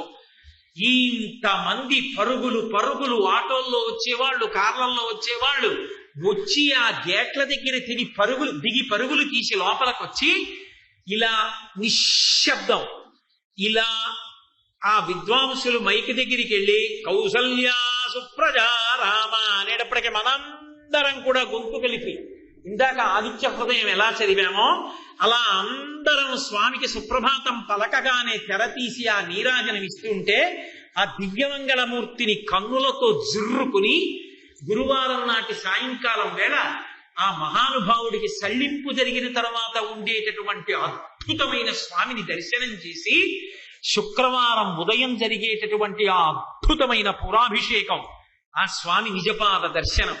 నేను నిన్న మీతో మనవి చేశాను, విశాఖపట్టణంలో ఎంతమంది వృద్ధుల్ని నేను చూశానో. వేదిక మీదే కూర్చుని ఉండేవాడిని అప్పుడప్పుడు విషయాలు వ్యాఖ్యానం చేయడానికి. పాపం వాళ్ళు వచ్చి కొద్దిగా ఇలా జరిగి పక్కకెళ్ళి కింద కూర్చుండిపోయి వలవల ఏడ్చేసేవారు. ఆనంద భాష్ప. ఏమిటంటే, అయ్యో నా జీవితంలో చూస్తాననుకోలేదండి, స్వామిని ఇంత దగ్గరగా చూస్తున్నానా, అభిషేకం చూస్తున్నానా, తిరుప్పావడ చూస్తున్నానా, ఎంత ఆనందపడిపోయారు. మళ్ళీ ఆ భాగ్యం ఇదిగో గుంటూరు పట్టణానికి పట్టింది. శుక్రవారం నాడు జరిగేటటువంటి ఆ పరమాద్భుతమైనటువంటి పూరాభిషేకం, ఆ అన్నకూటోత్సవం, ఆ పులిహార అంత పులిహార తయారు చేసి, అలాగే కొన్ని కొన్ని పిండి వంటలు వండి, జిలేబీలు మొదలైనటువంటివి, అవన్నీ కూడా కింద అందమైనటువంటి అమరిక కింద కొన్ని తొట్ల వంటి అమరికలు ఏర్పాటు చేసి, ట్రేల్ లాంటివి ఏర్పాటు చేసి, అందులో పులిహార రాసులుగా శిఖరములుగా కట్టి, దాని మీద కొబ్బరి చెక్కలుంచి తులసి దళాలతో పూజించి, ధ్రువమూర్తి యొక్క దృష్టిపాతం తిన్నగా వెళ్ళి అన్నకూటం మీద పడేటట్టుగా ఏర్పాటు చేస్తే ఆ అన్నకూటమే తీసి ప్రసాదంగా ఇస్తారు. నిజంగా ఆ అన్నకూటాన్ని గరుడాళ్వార్ మంటపంలో కడతారు తిరుప్పావళ సేవలో. అది చూడడానికి మహా అయితే ఒక 20 మంది గృహస్థులు కూర్చోడానికి సావకాశం ఉంటుంది. కానీ గుంటూరు పట్టణంలో కొన్ని వేల మంది సమక్షంలో ఆ అన్నకూటోత్సవం జరుగుతుంది. ఆ అన్నకూటం జరిగిన తరువాత యజ్ఞనారాయణ కనపాటి, విశ్వనాథ శర్మ గారు మొదలైనటువంటి విద్వాంసులు శ్రీనివాస గద్య జరుగుతూ ఉంటే నిజంగా ఎగురుతున్నటువంటి పక్షులు కూడా వచ్చి అలా ఆగిపోతాయి. అంత అద్భుతంగా గద్య పఠనం చేసి ఆ స్వామివారి యొక్క దృష్టిపాతం పడినటువంటి అన్నకూటాన్ని తీసి, ఆ రోజు ఉత్సవానికి ఎవరు ప్రధానమైనటువంటి అధికారులు ఉన్నారో, ఆ సేవలో దాన్ని తయారు చేసిన వాళ్ళు ఎవరున్నారో వాళ్ళకి తాంబూల బహూకరణ చేసి ఇంతమంది ఆ అన్నకూటాన్ని చూస్తారు. అన్నకూటోత్సవం చూస్తే ఎన్ని జన్మలకి అన్నానికి లోటు రాకుండా, ఆ అన్నకూటోత్సవం జరిగినటువంటి ప్రాంతంలో అందరికీ అన్నం దొరికి ఎంతో వృద్ధిలోకి వస్తుంది. రాబో కాలంలో ఇక్కడ రాజధాని నగర నిర్మాణం జరగబోతోంది కనుక ఇన్ని కోట్ల మందో ఇక్కడికొచ్చి పనులు పూర్తి చేసుకుని సంతోషంతో వెళ్ళవలసి ఉంటుంది కనుక ఇక్కడ నుండి అధికారము వికేంద్రీకరింపబడి రాష్ట్రమంతటా కూడా ప్రజలు సంతోషించి అన్నం తిని ఆనందించాలి కనుక అన్నకూటోత్సవం లాంటి వారాంతపు సేవలను ఇక్కడ చేసి రేపు పొద్దున్న నిర్మాణం అయ్యేటటువంటి రాజధాని నగరానికి కావలసినటువంటి దైవీ శక్తిని అంతటి కట్టపెట్టడం కోసం ఇక్కడ ఉండేటటువంటి ప్రజలందరూ కూడా వారాంతపు సేవలన్నిటినీ చూసి తరించడం కోసం తిరుమల తిరుపతి దేవస్థానముల వారు చేస్తున్నటువంటి ప్రత్యేకమైన ఏర్పాటులో అందరూ పాల్గొని పరమ సంతోషంగా 7 రోజుల ఉత్సవాలు చూడవచ్చు. ఒక్క ఉత్సవాన్ని చూడాలి అంటే ఎంతో కష్టం. అటువంటిది ఉన్న ఊళ్ళో కాలు కదపకుండా ఈ 7 రోజులు చక్కగా ఉన్నవాళ్ళు ఉన్నట్టుగా ఊళ్ళో ఉంటే చాలు. మీ బంధువుల్ని పిలవండి, తెల్లవారుజామున లేచి మీరు ఇంట్లో చేసుకోవలసిన ఆరాధన పూర్తి చేసుకుని గుంటూరులో ఉన్న ప్రతి ఇంటి నుంచి ఆఖరికి ఎన్టీఆర్ స్పోర్ట్స్ కాంప్లెక్స్ లో మార్నింగ్ వాక్ దగ్గర నుంచి అన్ని రద్దయిపోతాయి ఆ రోజుల్లో. అంటే స్వచ్ఛందంగా మూసేస్తారని నేను చెప్పట్లేదు. అందరి పరుగులు ఇటువైపు అంటే పోలీస్ పీరియడ్ గ్రౌండ్స్ వైపే. ఆ స్వామిని దర్శించాలి, సుప్రభాతం పాడాలి. స్వర్గాపవర్గ నిరపేక్ష నిజాంతరంగా. ఆఖరికి దేవతలు స్వర్గలోకానికి వెళ్ళిపోతుంటేట ఇంద్రుడు పిలిచి అంటట, ఆ ఆనందవలయ విమానం చూసి ఆగిపోతారట వాళ్ళందరూ. ఆగిపోతే ఒరే మీ దేవతా పదవులు ఊడిపోతాయి, రండి నా వెనకాతనంటారు. అంటే వాళ్ళంట తప్పో దిక్కుమాల పదవి తీసేస్తే తీసేయి, మాకు అక్కర్లేదు, ఇక్కడ నిలబడి మేము అదిగో ఆనందనయ విమానాన్ని చూస్తూ బతికేస్తాం, చాలు, తీసేయి ఆ పదవి మాకు అక్కర్లేదంటే ఇంద్రుడు వెనక్కి వచ్చి బతిమాలుకుంటే అట్ట ఊరే రేపు మళ్ళీ తీసుకొస్తాను రా, పైనుంచి చూద్దురుగాని విమానం రండిరా అంటట. అటువంటిది స్వామి పరివారము అన్ని తిరుమల నుంచి బయలుదేరి 7 రోజుల పాటు సుప్రభాతం నుంచి ఏకాంత సేవ వరకు సమస్త సేవలను అందుకోవడానికి ఇక్కడికి వచ్చేస్తున్నాడంటే అందులో సాయంకాలం వేళ సహస్ర దీపాలంకార సేవ మంటపం కట్టి అన్ని దీపాలు వెలిగించి ఆ శ్రీనివాస ప్రభువుకి చక్కగా వీధులలో ఉత్సవం చేసి గోవిందనామంతో ప్రజలు రంజిల్లిపోతారు. కోలాటం చేసేవాళ్ళు, డప్పు కొట్టేవాళ్ళు, నామం చెప్పేవాళ్ళు పరమానందంతో గోవిందనామం చెప్తుండగా స్వామి ఊరిరిగింపుగా బయలుదేరి సహస్ర దీపాలంకార మంటపంలోకి వెళ్ళి ఇన్ని వేల మంది చూస్తుండగా ఆ సంగీత సేవ జరుగుతుంటే, ఆ వేదనాదం వినపడుతుంటే, చక్కగా వాద్యం మోగుతుంటే ఆ మూయలలో ఊగుతూ స్వామి కన్నుల పండుగగా దర్శనమిస్తాడు. అన్నిటినీ మించి విశేషం నిన్న చెప్పాను, ఇవాళ చెప్తున్నా, ఏకాంత సేవ చూడడం ఇవాళ సాధ్యం కాదు. కానీ గుంటూరు పట్టణం చేసుకున్న అదృష్టం. ప్రత్యేకించి గుంటూరు ప్రస్తావన ఎందుకు చేస్తున్నానంటే ఈ ఊళ్ళో ఉన్నారు, చెయ్యవలసిన పని ఏమీ లేదు. 7 రోజులు ఎక్కడికి వెళ్లకుండా ఉండడం. తెల్లవారి లేచినది మొదలు రాత్రి ఏకాంత సేవ అయ్యే వరకు అందులోనే కూర్చోవడం అంతే. ఏకాంత సేవ పరమాద్భుతం. నిజంగా మంచం తీసుకొచ్చి వేసి స్వామివారు ఆరగించడానికి నీటిలో వేయించిన జీడిపప్పు అక్కడ పెట్టి తరిగొండ వెంగమాంబ గారి ముత్యాల హారతిస్తారు. ఆ తరిగొండ వెంగమాంబ గారి ముత్యాల హారతితో పరిపూర్ణమైపోతుంది. ఆ ముత్యాల హారతి మందంగా చక్కగా పాట పాడుతుంటారు. ఆ పాట వింటూ స్వామి సంతోషంతో ఆ నిద్రపోయిన తరువాత అమ్మో అప్పుడే ఓ రోజు అయిపోయిందా అన్న బెంగతో అబ్బా రేపు మంగళవారం అష్టదళ పాద పద్మారాధనం, స్వామివారి పాదాల మీద వెండి మెట్లు పెట్టి బంగారు పూలతో పూజ చేస్తారు. ఎంత అద్భుతంగా ఉంటుందో. రేపు పొద్దున్న వెళ్ళిపోవాలని ఎవరైనా పాపం తెల్లవారకట్ట రాలేని వాళ్ళు దూరంగా ఉంటే ఏం పర్వాలేదమ్మా, ఈ 7 రోజులు మిమ్మల్ని మా కారు ఎక్కించుకుంటామని వాళ్ళని కూడా ఎక్కించుకుని ఇంతమంది బయలుదేరి 7 రోజులకి ఆటోలు మాట్లాడుకుని నడిచొచ్చేవాళ్ళు నడిచొచ్చి అందరం పోలీస్ పెరేడ్ గ్రౌండ్స్ వైపు పరిగెత్తి ఆ ఉత్సవాలన్నిటినీ కన్నులతో జిర్రుకుంటూ 7 రోజులు తిరుమలలో చేసే ఉత్సవాలన్నీ చూసి తరించిపోయి మనసులో వాటిని మధుర స్మృతులుగా పెట్టుకుని ఆ తర్వాత గుంటూరు ఎవరింటికి ఏ బంధువు వచ్చినా ఏమేమి ఈ ఊళ్ళో జరిగాయి కదా అంటే కూర్చో చెప్తానని ప్రతి వాళ్ళు ప్రవచనం చేసేవాళ్ళే అయిపోయి 2 గంటలు 3 గంటలు ఆ ఉత్సవం గురించి చెప్తుంటే అబ్బా ఏమి గుంటూరు పట్టణ అదృష్టం అని మిగిలిన వాళ్ళు అసూయ పడిపోయేటట్టుగా వాళ్ళ అసూయ కూడా పోయి తొందరలో అక్కడక్కడ ఆ ప్రాంతాల్లో కూడా వెంకటేశ్వర వైభవోత్సవాలు జరిగేటట్టుగా అద్భుతంగా జరగబోయేటటువంటి రోజులు వారం రోజుల్లోకి వచ్చేసాయి. మళ్ళీ రేపు సాయంకాలం నేను ఇక్కడ ప్రవచనం చేయకపోయినా విజయవాడలో ప్రవచనం చేస్తుంటాను. విజయవాడలో ప్రవచనం చేస్తున్నప్పుడు మళ్ళీ 8:15 వెంకటేశ్వర వైభవోత్సవాలలో జరిగే ఇంకొక అద్భుతం గురించి మళ్ళీ ప్రస్తావన చేస్తాను. మీరు ఇక్కడ కూర్చుని ప్రత్యక్షంగా నా నుండి వినలేకపోయినా శ్రీ వెంకటేశ్వర భక్తి ఛానల్ వాళ్ళు చేసే ప్రత్యక్ష ప్రసారంలో మళ్ళీ దాన్ని వినవచ్చు. మీ అందరూ కూడా మీ అదృష్టం పండుతున్న రోజులు. మీరు ఒక్కరే అనుభవించకండి. మీ బంధువులకి వెంటనే SMS పెట్టండి, ఫోన్లు చెయ్యండి. మళ్ళీ దొరికే అవకాశం కాదు.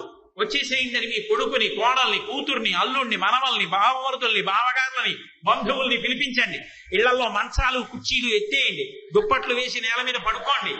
మీరు తినండి, వాళ్ళకి పెట్టండి. పెరుగన్నం ఒక్కటి తిన్నా చాలు. అందరూ కలిసి ఆ పెరేడ్ గ్రౌండ్స్కి వెళ్ళిపోండి, కన్నులతో జుర్రుకోండి, ఆనందపడిపోండి.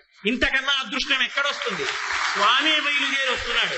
కాబట్టి అలా మానసికంగా సిద్ధపడవలసిందిగా మీ అందరికీ విజ్ఞాపన చేస్తూ